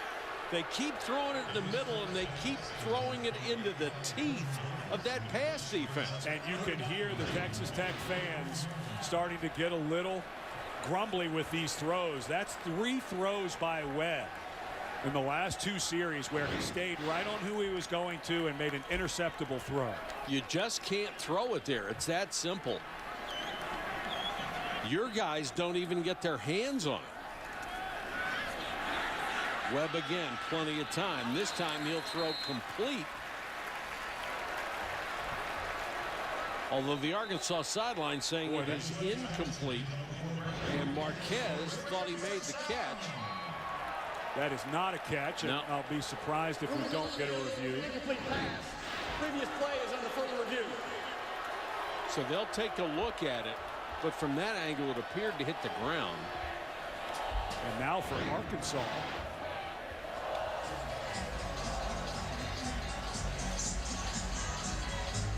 Clearly, ball hits the turf. For Arkansas, who has not used any timeouts on defense, which I think has been the right decision. I'm not sure you want to use timeouts when Texas Tech is on offense and give them more time. It looked like Tech was going to kind of play themselves out of this drive. After further review, the ruling on the field was confirmed. Incomplete pass. And Ed, it appears that Webb has to do a much better job of not staring down his receivers, and because the defense reads his eyes and it leads them right to the football. And that's what Rob Smith, the defense coordinator from Arkansas, was talking about. They would play some just spot zone, meaning drop and look at the quarterback. And so far that's paid off. But now Arkansas getting the ball back, 23 seconds. It'll be less after the punt with 3 timeouts, but I wouldn't be surprised if they just take some knees, take to the house. Webb's only 2 out of 8 after a hot start. And this ball will be down at the 1-yard line with 13 seconds to go with the roll, a 55-yard kick. Let's take a look at our Pacific Life game summary so far here in Lubbock, Texas. Well, the biggest problem for Texas Tech, their last 10 ball games, they have not won the turnover battle. Right now with 14 points for Arkansas off of 2 Texas Tech turnovers, it seems to be the problem for Texas Tech. And amazingly, their record was 5-5 in those 10 games, even though they never won the turnover battle. That's almost impossible. Yeah. Well, when you have an offense like this, you can overcome cover up a few things. Yeah, they've been close to covering them up today, but they need to get Davis Webb settled down at quarterback. They've got the run game going nicely for Texas Tech. They've got to get Webb looking at more of the field, take your eyes off your primary guy, bring it back to it late. Now all Arkansas is interested in is running out the clock. Brandon Allen will sneak it.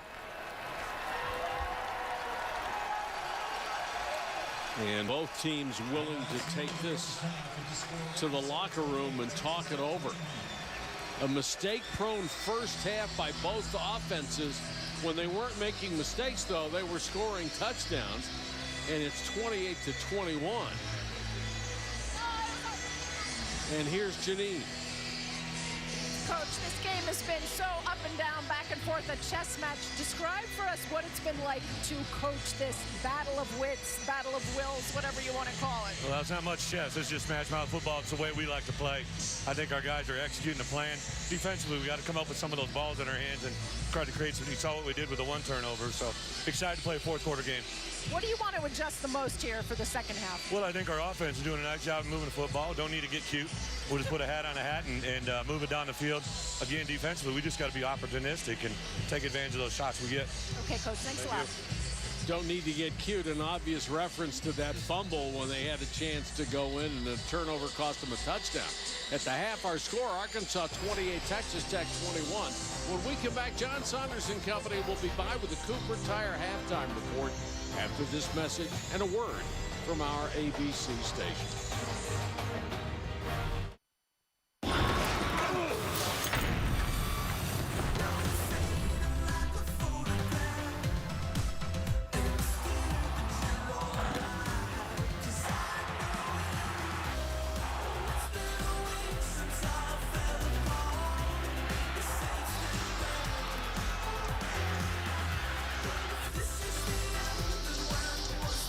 A half in Lubbock, Texas, where Arkansas has the lead over the Red Raiders of Texas Tech, 28-21.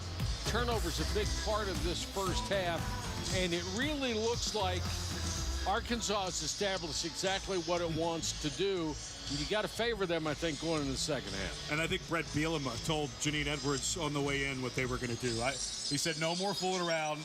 They tried the flea flicker down on the goal line. They ended up with a turnover. So I would suspect with Arkansas getting the ball back, we're going to see Beal on the ball. They're just going to run it downhill with their four good running backs and see what happens. If you're Texas Tech, you can't just keep making mistakes. No, Davis Webb has to come off his receivers a bit. He has to start moving his eyes around the field.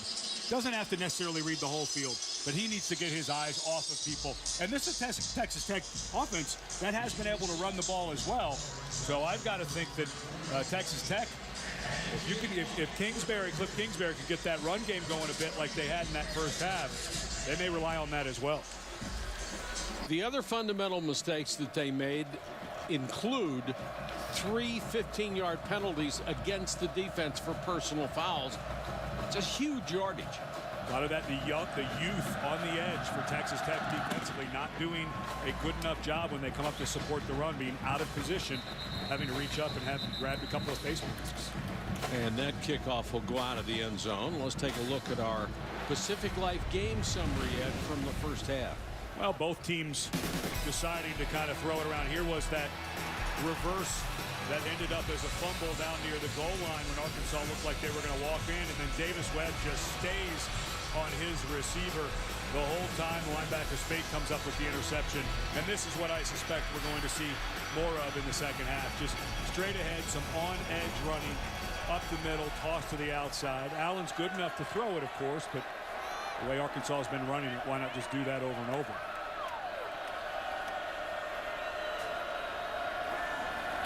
Arkansas looks to throw on first down and throws complete to Demetrius Wilson. Wilson fighting for extra yards, has a first down as we check in with Janine. Well, Mike, exactly as you and Ed were just saying, Texas Tech's quarterback Davis Webb needs to calm down, go through his reads, and see his open guys. That's what Cliff Kingsbury just told me. He just hasn't been seeing the field, and it's especially frustrating for Kingsbury, who chewed out his offense on Thursday's practice for a lack of sense of urgency, lack of focus, and sloppiness. And Davis Webb told me afterwards that they were going to have a players-only meeting with the entire offense. They faked it to Collins, give it to Keon Hatcher on the flanker around. And he's up to the 46. I think the mistake that Webb was making at the end of the first half, his eyes were leading the defenders to exactly where he was going to throw it every single time. And if you're playing a team that plays a ton of man coverage, usually the defender's eyes are on the guys they're trying to cover. But Arkansas choosing to play a lot of zone, and they knew they were going to coming in where the guys can drop back and actually read the quarterback, and they've done a nice job with it. Alex Collins starts the second half at tailback. Stutter steps. And even in a slow developing play like that, the defensive line unable to get to him, and the linebackers took 3-4 seconds, and it's a 7-yard gain. This offensive line getting better through development in the weight room, getting deeper with the level of people that Brett Bielema and his staff are able to recruit. When you're able to sell what Bielema and his staff did at Wisconsin, you're going to get big bodies wanting to play on the offensive line for you. 8 guys drafted in the last 3 years off the offensive line of Wisconsin, and Bielema's the head coach. Jonathan Williams back in at tailback. He gets the toss, breaks a tackle, but coming up from the corner was Kenny Williams and messed up the timing of that play. And this is a remarkable list, especially 2011, 2012, and 2013. How can you have that many guys who have NFL talent? My math was off. It's 7 guys. I said 8, but still incredibly impressive. 7 guys. Of course, Joe Thomas was a first-rounder. Travis Frederick having a nice NFL career so far. But these are top-level guys. And when you go out on the recruiting trail in Arkansas, that is something you can sell, and they are selling. Williams dragging a tackler with him down to the 40-yard line. J.J. Gaines, the safety, got a free ride from the 223-pound tailback. And you think about last year when Arkansas was going through that losing stretch, the entire culture needed to be changed. And of course, Bobby Petrino was fired before 2 seasons ago. They brought in John L. Smith, which turned out to be a disaster in 2012. So it's going to take a little while to change the culture of what Bobby Petrino had built here. More of a passing offense, but it's starting to happen. The crowd trying to exhort the Texas Tech defense ahead on 3rd and 2. And they give it straight ahead to Alex Collins. He does not get the first down. That'll leave him 4th and about a yard. And I think this is in that no man's land territory at the 39. If you punt, you don't pick up that much. Well, you have to go for it here if you're Arkansas. But if you knew that, maybe you call something a little more aggressive on 3rd down. And now this is something I'd want to get on the edge. I would not necessarily run between the tackles. Matt Wallenstedt, the defensive coordinator, knows that he is really young on his corners. The safeties have had hard times coming up the field. Maybe this is a toss play for Arkansas. It's a run formation, no wide receivers. Williams, the big tailback. Powers off the right side, 1st down and more. Williams stiff-arming a defender down to the 20, still on his feet, pulled out of bounds. And we have seen this just too many times for Texas Tech, where a safety, this time it's J.J. Gaines, comes right up into the hole. Now, it would have been a 1st down, but Gaines drops his head. We've seen that just be time and time a tough thing for Texas Tech's secondary to come up. And these running backs, all well over 200 pounds, showing good shake for Arkansas. Williams approaching 100 yards. He had a 100-yard effort earlier in the season, averaging 88.5. Williams again.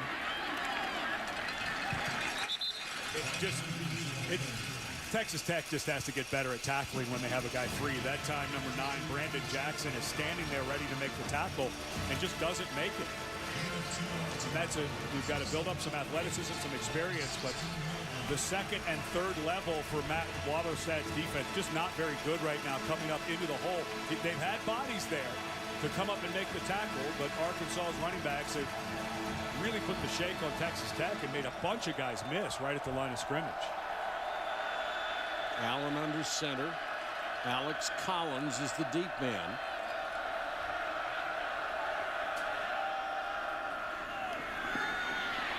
Collins, first man, just can't seem to get them down, even if they can get a hit on the running back.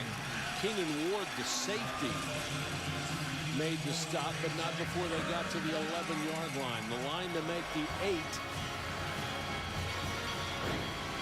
I would expect on 3rd and short, not much different. Guys are just missing tackles. That's Brandon Jackson, 2 plays in a row, ending up on the ground instead of with the tackle. And it's big yardage for Arkansas after those missed tackles. Collins on the toss, cuts it back, got a good block, and got a 1st down. Patrick Arins, when they put him in the ballgame, he has been an outstanding lead blocker as a fullback.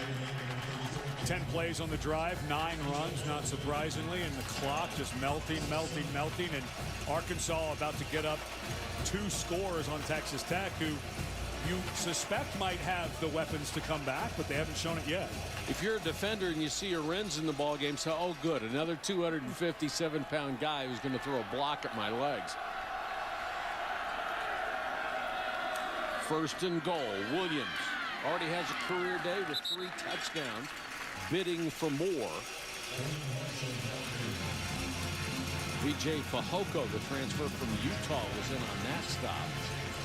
But you have got to suspect this defensive front. And I know that Texas Tech has done a good job substituting players.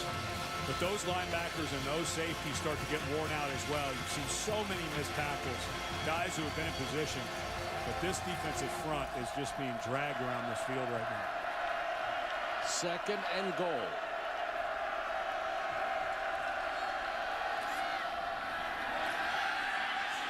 Throw to the corner of the end zone, out of bounds, incomplete. Good coverage that time. And that play just sort of smelled like a pass, didn't it? Yes. I like it. 2nd down and 5. 2nd and goal to go from the 5. Good throw down. You get a little play action. But that ball thrown a little bit late.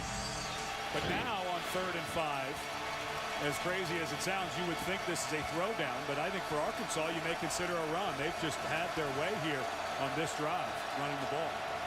3rd drive of more than 11 plays. This one approaching number 13. Brandon Allen looks to be changing the play, and now he wants a timeout. We'll take the break with them. Arkansas bidding for more here in Lubbock.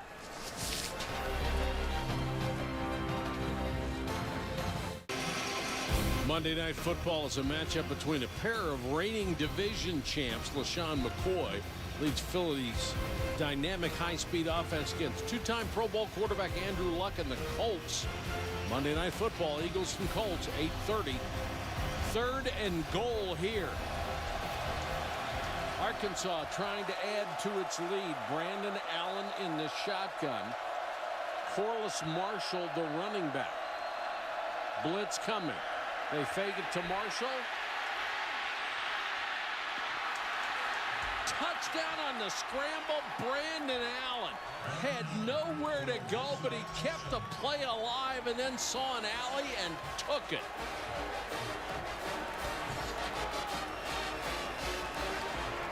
That's a heck of an effort. The first time, remember, he looked like he was going to run and ended up throwing to Williams for the first down. This time, again, Texas Tech has the play sniffed out. And then Keenan Ward, the safety, goes to double cover the guy that Allen is running to and opens it wide open. This Tech defense has just been out of sorts since about middle of the second quarter. Just guys, it doesn't seem like they know exactly where they're going and how to line up sometimes. This drive took almost half of the third quarter.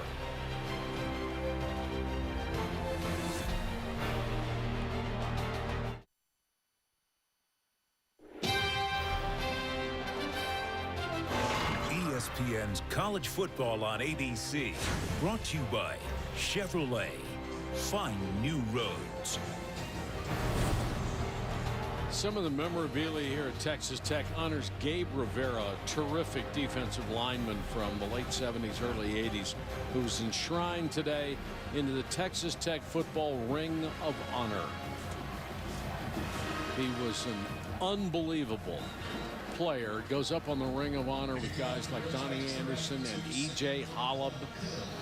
And if you don't go back to the day, E.J. Holub, for a college football linebacker, was as good as it gets. And Gabe Rivera may be as good as it gets as an interior lineman in the history of college football. He had over 300 tackles as a defensive lineman, just a tremendous athlete. And even though we haven't seen him, we understand Zach Thomas is back this week. Talk about wonderful linebackers.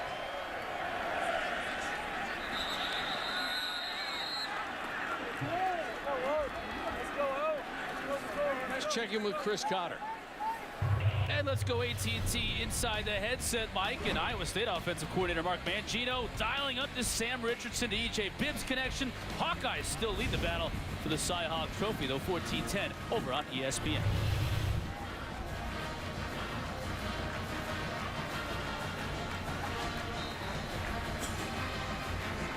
Texas Tech with a 35-21 lead. And they have to get the offense back in gear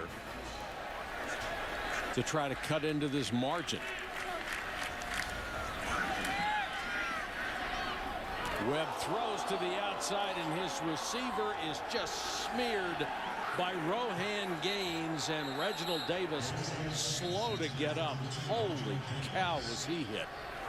Ball got there late.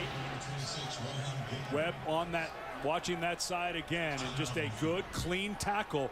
And I think what happened there maybe was Reginald Davis's head hits the turf, because head up, eyes up, excellent form by Rohan Gaines.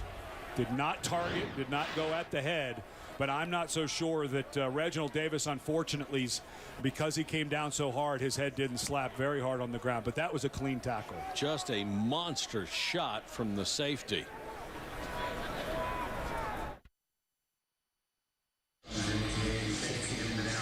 Good news for Reginald Davis. He is up and able to leave the field under his own power. This is the reason he was down in the first place. What a hit. And you could see his head slam into the turf. Good, clean, hard football. Webb with plenty of time. And Webb throws complete to Grant. Jakeem Grant again across midfield into Arkansas territory. Boy, did they need that. You think? That is the biggest play of the day. The longest play before that was 15 yards. So just in time Took a little longer to develop that time. You need the protection to get that to go. Let's see if they go back to a little longer developing play. DeAndre Washington is the tailback. He'll get the carry and loses a yard, maybe 2. Good defense by Trey Flowers, preseason first-team all-conference at that defensive end spot. Only one play over 15 yards today for that Texas Tech offense.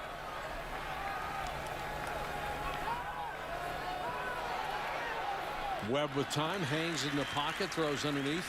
DJ Polite-Bray makes the grab. And I think for Texas Tech, you always have to think about 4 downs when you get past the 50 now, down 2 scores. So here you are at 3rd and 7. Don't necessarily have to get all 7 because you're going to leave your offense out there on 4th down. Quentin White checks in the ball game. He wears 37. 3-man rush. Webb throws to White, trying to make people miss, and White with a chance for a first down and got past the sticks. Nice effort, Quentin White. Because when he caught that ball, he was well short of the first down. This is just time and time again, these backfield guys for Texas Tech. We've already seen what DeAndre Washington can do. Justin Stockton, who we have not seen in a while in the ball game. 10 different receivers have caught a pass. This is Stockton, wrapped up and immediately spun down by Darius Philon. Let's go to Janine.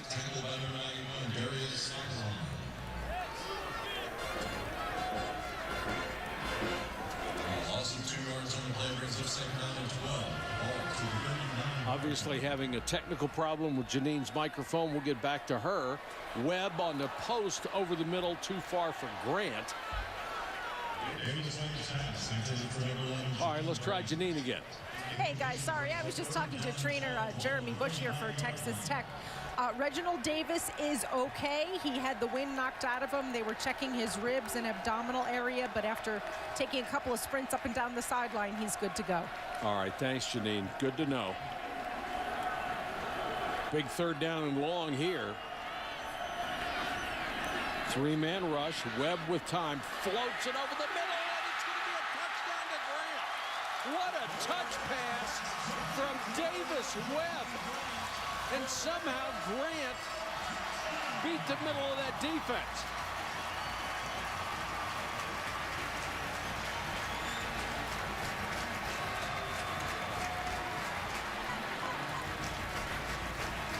That was just a little wrist throw from Webb.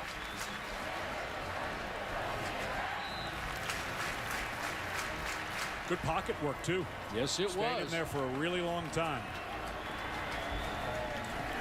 And Texas Tech with a big score. They're back within the touchdown after a 79-yard drive that only took 2 minutes and 15 seconds. We've been talking about the inside receivers for Texas Tech. They've got the bunch, and you can see, freeze it right here. Grant's just running off. You've got a guy who's leading in front of him, so a lot of times that causes confusion for the secondary. And Tevin Mitchell, who had it, literally was just on the outside. And because of the amount of time that Webb had in the pocket, Mitchell was in pretty good position. But this Grant has a little bit of a different gear, and because Mitchell was on the inside, could never catch up. Way to step up into the pocket. Especially when you know you're going to get stuck. Yeah, for young quarterbacks, it's so hard sometimes to just kind of blindly step up, but that's where the money is. And Grant with that speed, again, not terrible coverage by Arkansas. Tevin Mitchell was right there on the hit, but had no inside support from the safety. And Jakeem Grant slides in for a big. Think about the momentum that gets back for Texas Tech and the amount of time they were allowed to leave their defense on the sideline.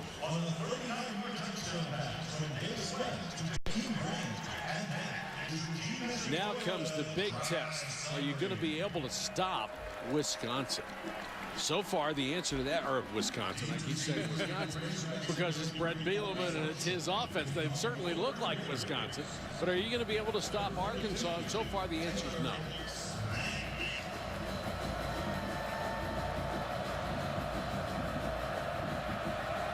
Beecher and Marshall are deep. Returnable kick, Marshall, 2 yards in the end zone. Doesn't make the 20. Starting September 5th, it's TGIT. Thank God it's Thursday. That's the night for the premiere of How to Get Away with Murder, starring Viola Davis. Thursday, September 25th, after the season premiere of Scandal on ABC. You think cotton is a big deal in this part of the world? Oh, yeah. Right down the street from the stadium.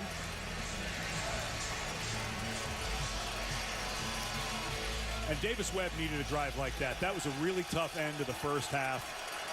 His eyes started betraying him, actually leading the defense to the ball quite frequently, and that time seemed to hang in the pocket a little better, wait for things to develop a little more, and they're able to get the ball down the field deeper in the pass game than they did in the first half. Back to the ground where they have made their money this afternoon. Jonathan Williams.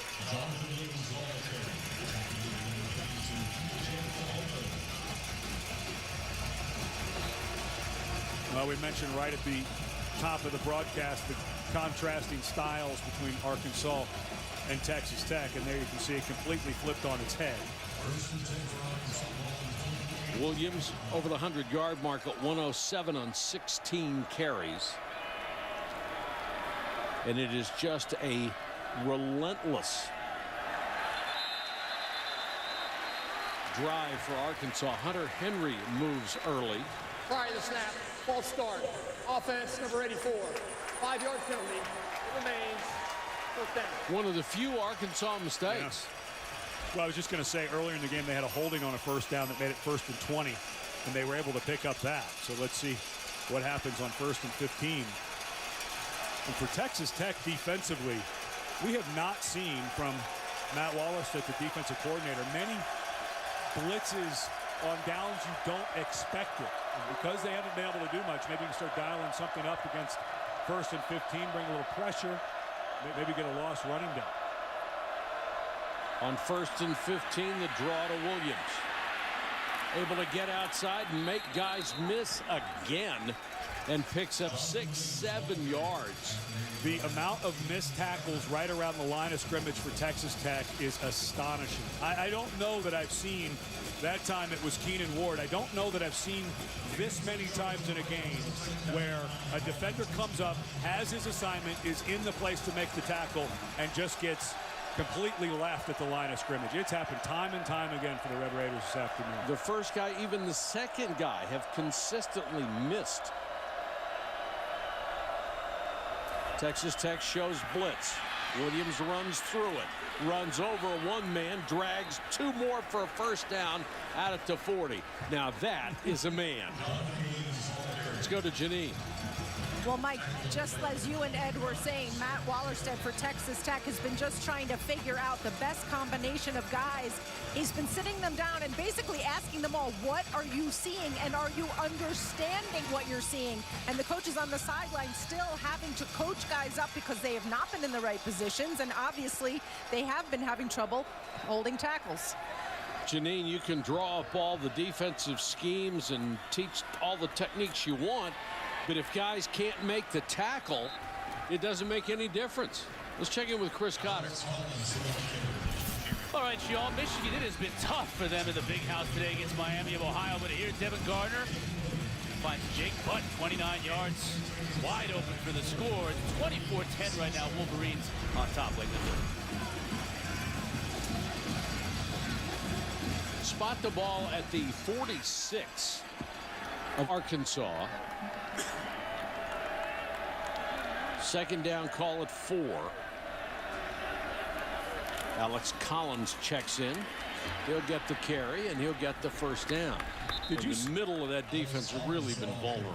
The first drive of this half took almost half of the third quarter. Yes. I think we're going to get well into the fourth quarter before this looks like it. Texas Tech, they brought in a bunch of new personnel. They lost 6 defensive linemen off of last year's team. They had a transfer. They had to remove a guy from the team. 4 guys graduated. They are so inexperienced up front. It's not like they're getting blown off the ball. It's not like they are getting pushed around. They just cannot make the tackle when they're in position. This is just punishment. Alex Collins driving straight forward again. New bodies coming in. Anthony Smith, 330-pound defensive tackle, rotates in for Texas Tech. But these guys just look like they're done. Unfortunately, that's Marcus Smith, one of the junior college transfers. Looks like he's a little gimpy. 2nd down and 3. They're not even leaving themselves in a stressful situation. 2nd and short, maybe 3rd and short at worst.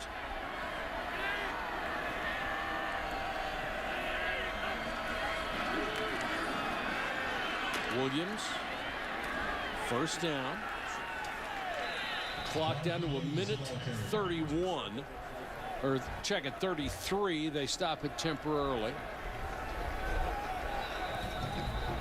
And now we've got an injury. It looked like Denver Kirkland, the right guard, is down for Arkansas. Had somebody I talked to on the radio earlier this week, and they said, can this offense work in the Southeastern Conference? So, well, of course it can work in the. It can work in any conference.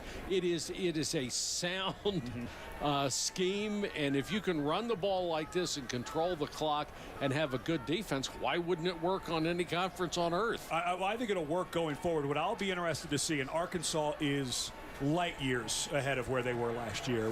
I put in watching the film of that Auburn game earlier in the year. And the game got away a little bit in the second half, but that was Nick Marshall just being a magician. But if you talk about the SEC and this run game, what I'll be interested to see for Arkansas is they've had a lot of missed tackles today that have led to big runs. When they go up against an SEC defense that has a 2nd and 3rd level linebackers and secondary that are physically better and more prepared for the college game, let's say, than Texas Tech. Texas Tech just very young. Let's see how many extra yards they get making guys miss. But I agree, as this offense goes forward, yeah, it's going to be fine in the SEC, especially if they keep getting NFL level offensive linemen. Oh yeah. Williams spins out of a tackle, picks up another 6. How frustrating for Cliff Kingsbury, former quarterback, has the hurry-up offense, and all he can do is sit on the sideline and see his defense giving up 3, 4, 5, 6 yards a run. You can't hurry up if you're playing defense, can you? No. You know, this is a matchup of old SWC teams. Kind of looks that way right now, doesn't it? Yes, it does. Williams picking his way this time. He's going to have another 1st down near the 25-yard line. 20 runs and 2 passes for Arkansas in this half. Yikes. And unfortunately for Arkansas, they're going to have to snap it before we get into the 4th quarter. But for Matt Wallerstadt, the former All-American linebacker at Kansas State, was at Texas A&M with Cliff Kingsbury 2 years ago, came with him as defense coordinator. This is one of those nightmare afternoons. Has had some guys in position, but not sure he has the experience or athletic ability quite yet to play against a team like this. Collins checks in to give Williams a break, and Collins weaves his way through and then shows some power and very close to another 1st down, as Arkansas has used most of the 3rd quarter to just pound and ground Texas Tech's defense. They're up by 7. They're closing in on more. Arkansas has rushed for 5 scores on the ground. We'll be back with the 4th quarter after this message and a word from our ABC station.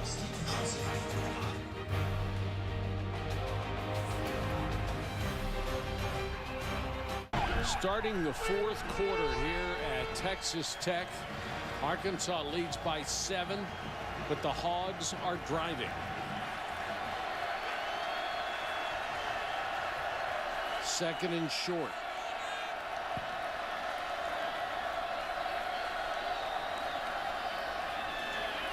Collins down to the 8. Before that play, the last 11 plays, all runs. 5, 10, 7, 10, 6, 6, 8, 4, 6, 4, 9, and another 9. And running backs not being touched until 3, 4, 5 yards beyond the line of scrimmage is not going to be helpful. And for the fourth time today, a withering 11-play drive at least. We got 200-yard backs as Collins has just hit 100.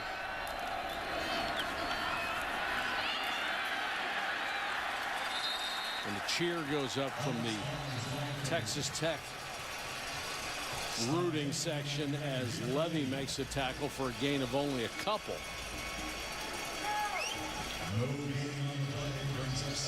Such a helpless feeling for the defense, for the fans, for the coaches.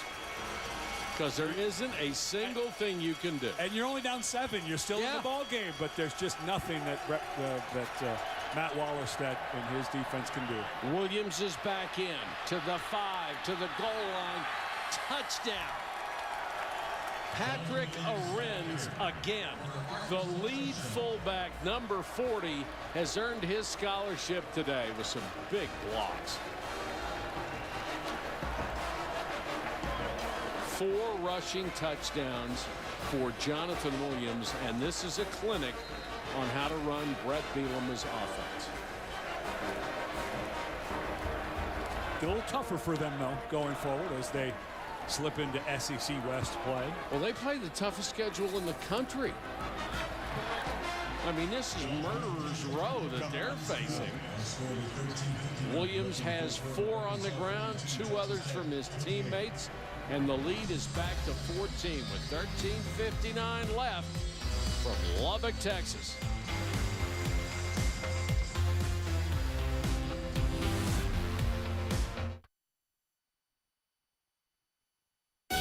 ESPN is your home of the new college football playoff. College football playoff for the first time. Williams getting that hamstring worked on a little bit. And look at the time of possession, particularly in the second half. 13:46 to 2:15. Arkansas's rush for 150 yards in the second half. College football on ABC will continue tonight. Butch Jones in Tennessee on the road against Trevor Knight, number 4, Oklahoma. Saturday Night Football presented by Wells Fargo, 8 Eastern, 5 Pacific on ABC. I think we'll learn a lot about Oklahoma tonight. I'm not sure if they're not just a touch overrated. I'm not sure that Butch Jones has put together a team that can beat them on the road yet, but we saw Butch Jones and his squad last year. Very impressive coach, had a good recruiting class, and one of the really bright young minds in this game. I'm not sure they're ready to win that game tonight, but I think Tennessee in the East in the next 4 to 5 years will start to become a factor. Now Texas Tech, just to have a chance, has to answer and get back within 7 and then hope that somehow, some way, they can stop the Razorbacks. Jakeem Grant underneath. And the one thing, it's a 2-possession game, so let's see how quickly Texas Tech can go.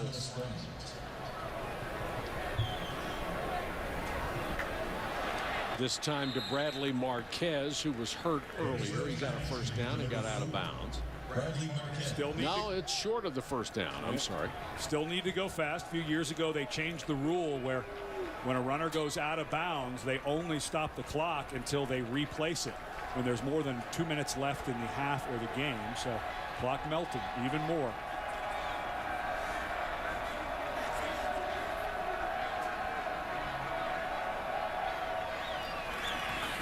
Webb on short yardage, gives on the draw play to Quentin White, and Quentin White dancing through the middle of the Arkansas defense for a first down out near the 45-yard line. Now they're really in hurry-up mode. Jakeem Grant into Arkansas territory and inside the 40-yard line. Grant lined up as a tailback, obviously wanting this young man with the ball in his hands, gets to the edge. And now Texas Tech on the positive side of the field. They've got to think about maybe trying to get one. Now, I think this is going to be a big mistake on Texas Tech. They went to the line of scrimmage with 12. Offense, number 56, 5-yard penalty. It It remains third down. Check that. They got Alfredo Morales with what they call a non-competition foul, and this is something that's really been hurting Cliff Kingsbury's squad. First down. So it's 1st and 15. They had those big personal foul penalties in the first half that hurt them dearly.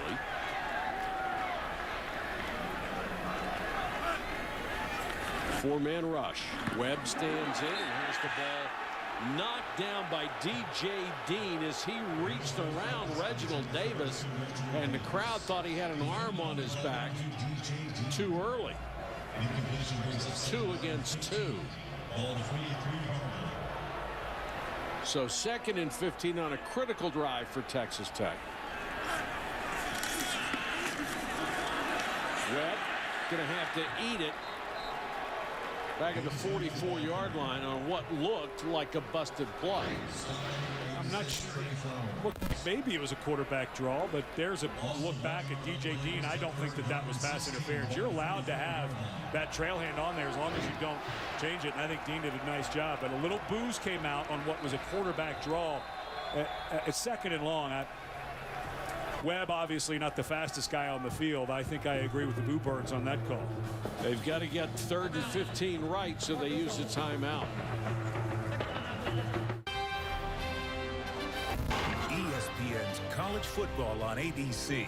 Brought to you by Pacific Life. For insurance, annuities, and investments, choose Pacific Life, the power to help you succeed. And the agile, all-new Audi Q3. Stray the course. Much to our shock, there are barbecue joints in Texas. This is Tom and Bingo's Hickory Barbecue on 34th Street. Boy, doesn't that look good. That's the Pac-Man technique of putting meat on the sandwich. Big down here. You don't have to think of all 15. You're obviously going to go for it on 4th down. Need a 7 or 8 yard route. 4-man rush. Webb will throw underneath and just floated that pass out there. Really needed to have something on it. He let Brooks Ellis close on his receiver, and they're going to send on the punting unit. And I don't know. Yeah, I don't. And that ball just took forever to get there. Give Darius Philon a helmet sticker for the pressure he got with a 4-man rush, but I think you punt this away, and I think you're kind of guaranteeing a loss here for Texas Tech. I don't know why you wouldn't go for it here. I mean, what are the odds that Arkansas is going to mount a sustained drive on the ground after this? About 100%. And you're already down 2 scores. This to me is, well, I'm just not sure you punt it away. High short kick. They'll down it inside the 15-yard line. The all-new chase begins in Chicago. Jimmy Johnson looks to defend his titles. It's the Challenger round. 16 nations battle. That's what they're calling them now. 12 advance in the chase for the NASCAR Sprint Cup. Support your nation with hashtag MyChaseNation. AFibStory.com 400 at Chicago. Tomorrow afternoon, 1 Eastern on ESPN, as well as live on Watch ESPN. I'll tell you a nation that has to be pretty happy right now is Hog Nation. The Arkansas fans, after what they have been through the last few years with just the embarrassing 2 years at the end of the Bobby Petrino era. I mean, how could you have much more of a disaster with what happened with Bobby Petrino? And John L. Smith. And then John L. Smith comes in, and that was a soap opera that was just so embarrassing. But now you've got a guy who's, you know, as solid as the day is long, who knows how to build a program. He proved that. He came from Wisconsin, where he was in 3 straight Rose Bowls, so he's got a pretty darn good track record.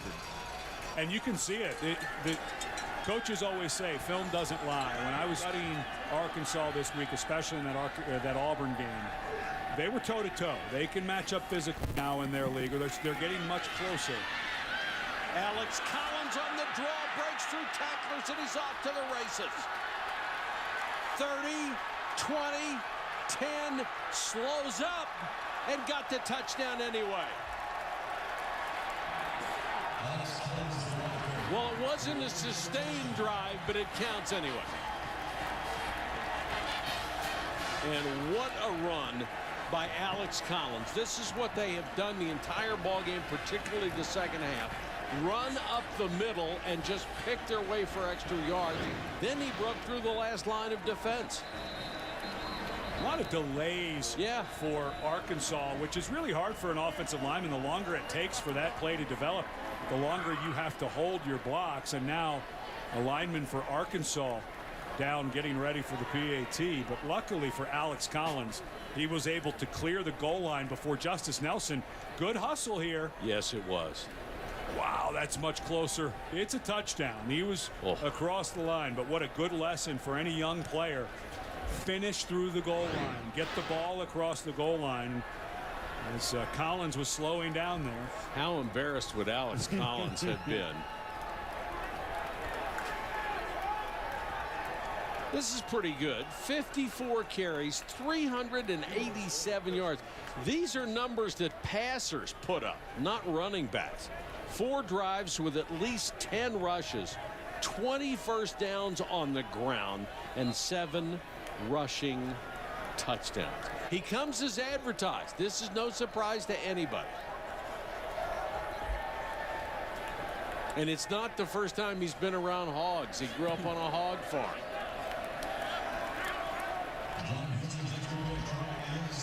What a performance by Arkansas. And they cap it with their biggest run of the day to go up by 21.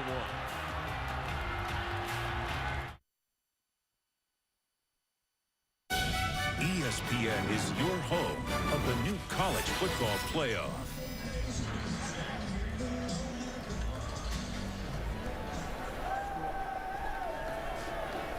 Back in Lubbock, where it's 49-21, Arkansas has broken it open, and Sam Irwin Hill will kick off. Grant and Stockton deep to receive. And Texas Tech is going to need all the speed and all the miracles they can conjure to come back in this game. Let's take a look at this week's AP rankings, brought to you by Northwestern Mutual. And Florida State Idol still maintains the #1 spot. Oregon with a big win today. Alabama plays at 6 Eastern. Georgia's trailing at South Carolina 21-13. And Baylor with an easy win against Buffalo the other night. Not too many challenges outside of the couple that are underway. Webb sets up the screen. Washington taken down by Martrell Spate, who leads his team in tackles.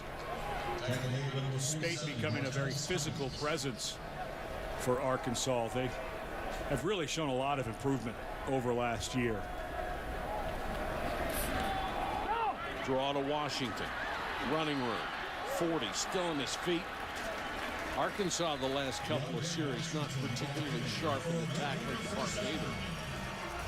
Well, they've been watching Texas Tech a little too much, I think.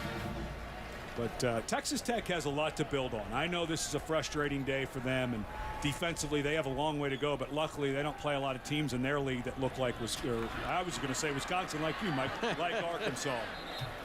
It is, you know, when Arkansas came out for warm-ups in the whites, and it really is amazing. Really? You look at Brett Bielema, and there's so much history with him at Wisconsin that it is hard to make that adjustment. If they were wearing solid red jerseys, I think we'd have said it about 50 times. Yeah, it's a hard transition, but you start to understand the decision he made.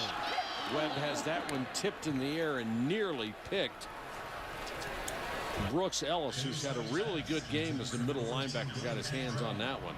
But Bielema, it was really shocking when he took this job in December of 2012 after leading Wisconsin to bowl games in all 7 years, including those last 3 Roses that you said, but looking for a new professional challenge, was having a hard time keeping assistant coaches because he didn't have the salary pool that he thought he needed. There's a flag down as Quentin White has his legs cut out from under him near midfield. Holding offense, number 62. The penalty is 10 yards from the previous spot. Repeat, 3rd down. And as bad as things look for Jeff Long, who I think did a really nice job with the Bobby Petrino situation, got rid of Petrino right away, but Jeff Long has to be happy with what he's seen in the progress for Arkansas. And, of course, a lot of eyes on Long. He's the chairman of the selection committee for the first year in the college football playoff, so everything Long does will be nitpicked, but he has to be very happy with the progress that he is seeing from this squad from last year to this year. And really the fans at Arkansas being very patient with Brett Bielema because they know what, with consecutive disasters, what that's done to their program, and they're giving him some time to rebuild, and obviously what he's doing is showing. Now it's 4th and 3, and Texas Tech will go for it out of necessity. Webb with time. He'll go deep down the sideline, underthrown and intercepted. Picked off by Andre Tolliver. Well, you're starting to see the recruiting paying off for Brett Bielema. Tolliver, a true freshman who's starting to get more playing time. He's earning a right onto the field, but Davis Webb has just had a really tough day. Stays on his receivers for a long time, and 4th and 3 decides to throw it up when all you need is 3 yards for the first down. But Davis Webb has a long way to go, and for Texas Tech, it was a really strange offseason in the quarterback department. Baker Mayfield, who started the first 5 games last year in their 5-0 start, hurt his knee, then got into a battle with Davis Webb going into the bowl game to see who would start. Mayfield decided to quit before the bowl game, transferred to Oklahoma, and then Michael Brewer, who also played a bit last year, decided in the offseason to transfer to Virginia Tech. So now Cliff Kingsbury left with only one veteran quarterback on this entire roster, Davis Webb. Behind that is Patrick Mahomes, a true freshman, and Vincent Testaverde Jr., Vinny's son, who is also a true freshman. So the cupboard's not exactly full for Cliff Kingsbury because of those 2 transfers during the offseason.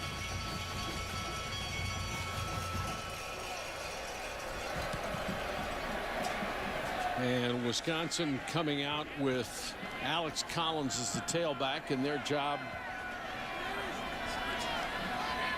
Did I say Wisconsin again? Arkansas comes out with Alex Collins at tailback. Runs through an arm tackle, takes it up to the 25-yard line, and we'll go to Janine.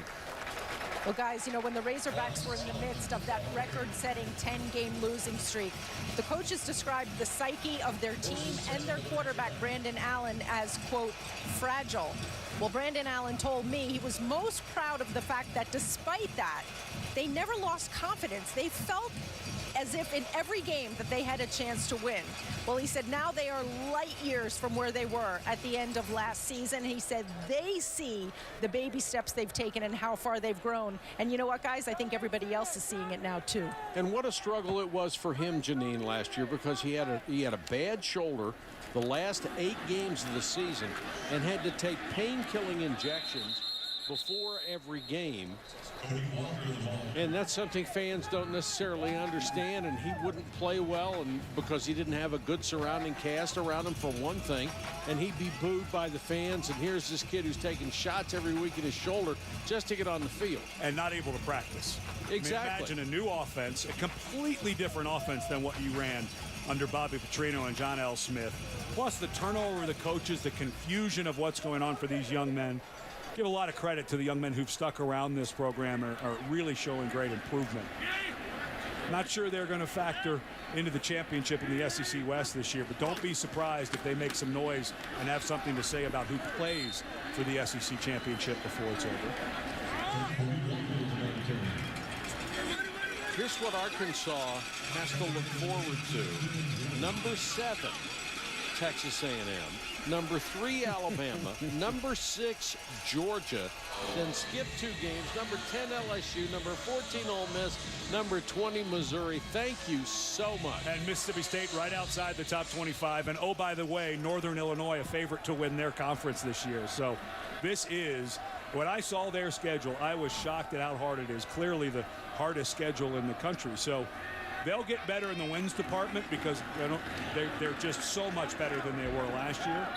But if this team gets to 7-5 or even 8-4, if you're an Arkansas fan, you should do backflips after what they went through the last few seasons. And frankly, it's just this guy's spirit.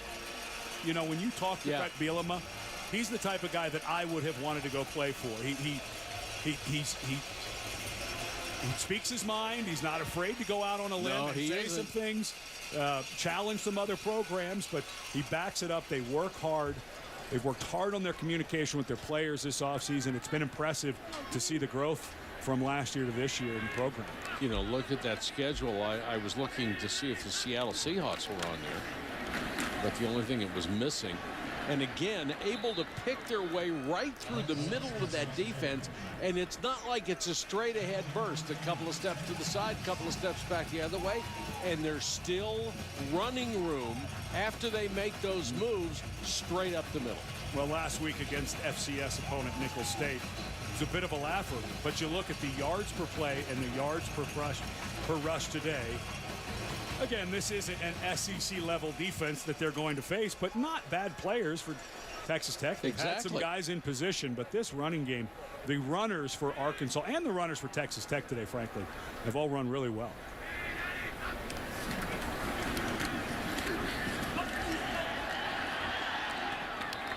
And the new tailback Cody Walker gets the carry. And, of course, this is what Brett Bielema did at Wisconsin. This was his calling card to football. He played under Hayden Fry, was hired by Barry Alvarez, and Barry Alvarez told him, you're not going to find many great running backs in Wisconsin, but you can find 5 big eaters to play on that offensive line, and he found them every year. He's found enough runners, too. Monte Ball was pretty good. Yes, sir. Melvin Gordon, who was recruited by Bielema's staff. If you have not seen Melvin Gordon play this year, please check him out. In my opinion, Melvin Gordon is the best running back in the country at Wisconsin. And we saw Todd Gurley last year from Georgia. We saw Melvin Gordon. We saw DeAnthony Thomas at Oregon last year. But he found some runners, but boy, did he find some linemen. But his point was you don't necessarily get these guys out of Wisconsin. You got to go somewhere else to get them. But you can find left tackle, left guard, center, right guard, and right tackle, and you can find them in quantity. And they're starting to find them. Of course, you can find those in the southeastern part of our country as well. And they are starting to find them here at Arkansas, starting to build some depth, development off the field, recruiting better talent. It's going to be a good front for years to come. 2nd and 6, and it is just another brutal drive against this Tech defense. Tomorrow, get your NFL Sunday started on ESPN at 10 a.m. Eastern. Chris Berman and company will be by for Sunday NFL Countdown presented by Snickers. And before you set your lineups, catch Fantasy Football Now presented by Papa John's at 11 a.m. on ESPN2. Both also available live on Watch ESPN. Have the NFL season started? I didn't notice that. You missed that? Yeah. Not enough promos and on TV about the start of the season. I'm going to say, you really haven't been paying attention. 3rd down, call it 5. And they'll come up short this time in a wry cheer from the Texas Tech crowd, at least the ones that are remaining. Well, but that's not a defensive stop because now Arkansas is going to go for it on 4th down. No reason to punt here. Clock's melting. You're on the plus side of the field. What confidence for Arkansas, though. They get and now you get a game. The nice part for the Arkansas coaching staff is the next game against Northern Illinois. Northern Illinois is good enough that you have to be focused. It's not like a giveaway game, so they'll be able to build off of this and go into another competitive game right away. Cody Walker, a fullback, playing tailback. Will get it on the delay. Walker stops short. But look at the second effort. Got it down to the 29-yard line, and that is another 1st down. Boy, oh boy. Because of the three timeouts by Texas Tech, not quite able to run it out. And there's some Arkansas fans who made the trip.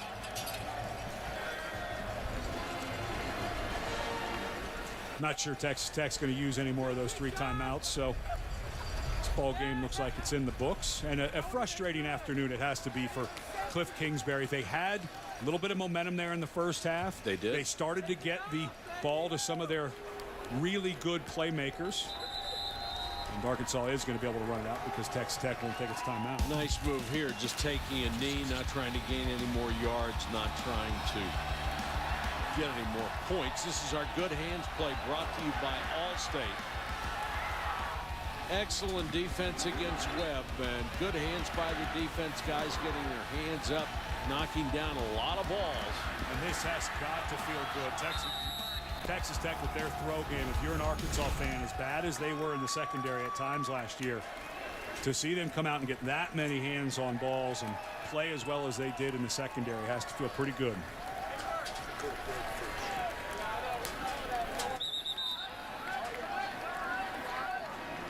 The other thing this ground game did for Arkansas, they used up so much of the clock that Texas Tech has only had the ball 3 times in the second half. So just about everything went right for the Hogs in the second half, and they earned that. Sure did. And Brett Bielema has been an outspoken advocate of trying to slow down offenses in the game. Probably went a little far with his comments during the offseason, but one way that you can take the number of plays away for an offense is run the ball the way they did today. That'll do it. We'll count it down to 0-0. The first win for Brett Bielema and Arkansas over a Power 5 conference team since 2012. That's how much they've been down, and they are coming back. We will take a break and come back and wrap it up from Lubbock, Texas. Arkansas winner here, 49-28, and we'll check in with Janine Edwards. Brett, congratulations. A huge, huge win. What does this moment right now say about how far your program has come since last season? Well, we kind of take things one day at a time, keep it simple. Thought our guys really came in with a great game plan. A lot of the coaches give credit. Our players believed in what we do, and we took a little bit of a transformation. We took over how we do things, so just get used to it. That's how we're going to win games. This especially for all the old Hog fans. I know this is a game that they used to play every year, and obviously a special victory for them. Why were you guys able to impose your will on them offensively? 438 yards on the ground. What made that work? Well, it's about what we do every day. You know, our DNA is made up in a way that we enjoy the physicality of it. We prepare for this day 365 days a year. Sometimes it isn't all that pretty, but it sure is a lot of fun.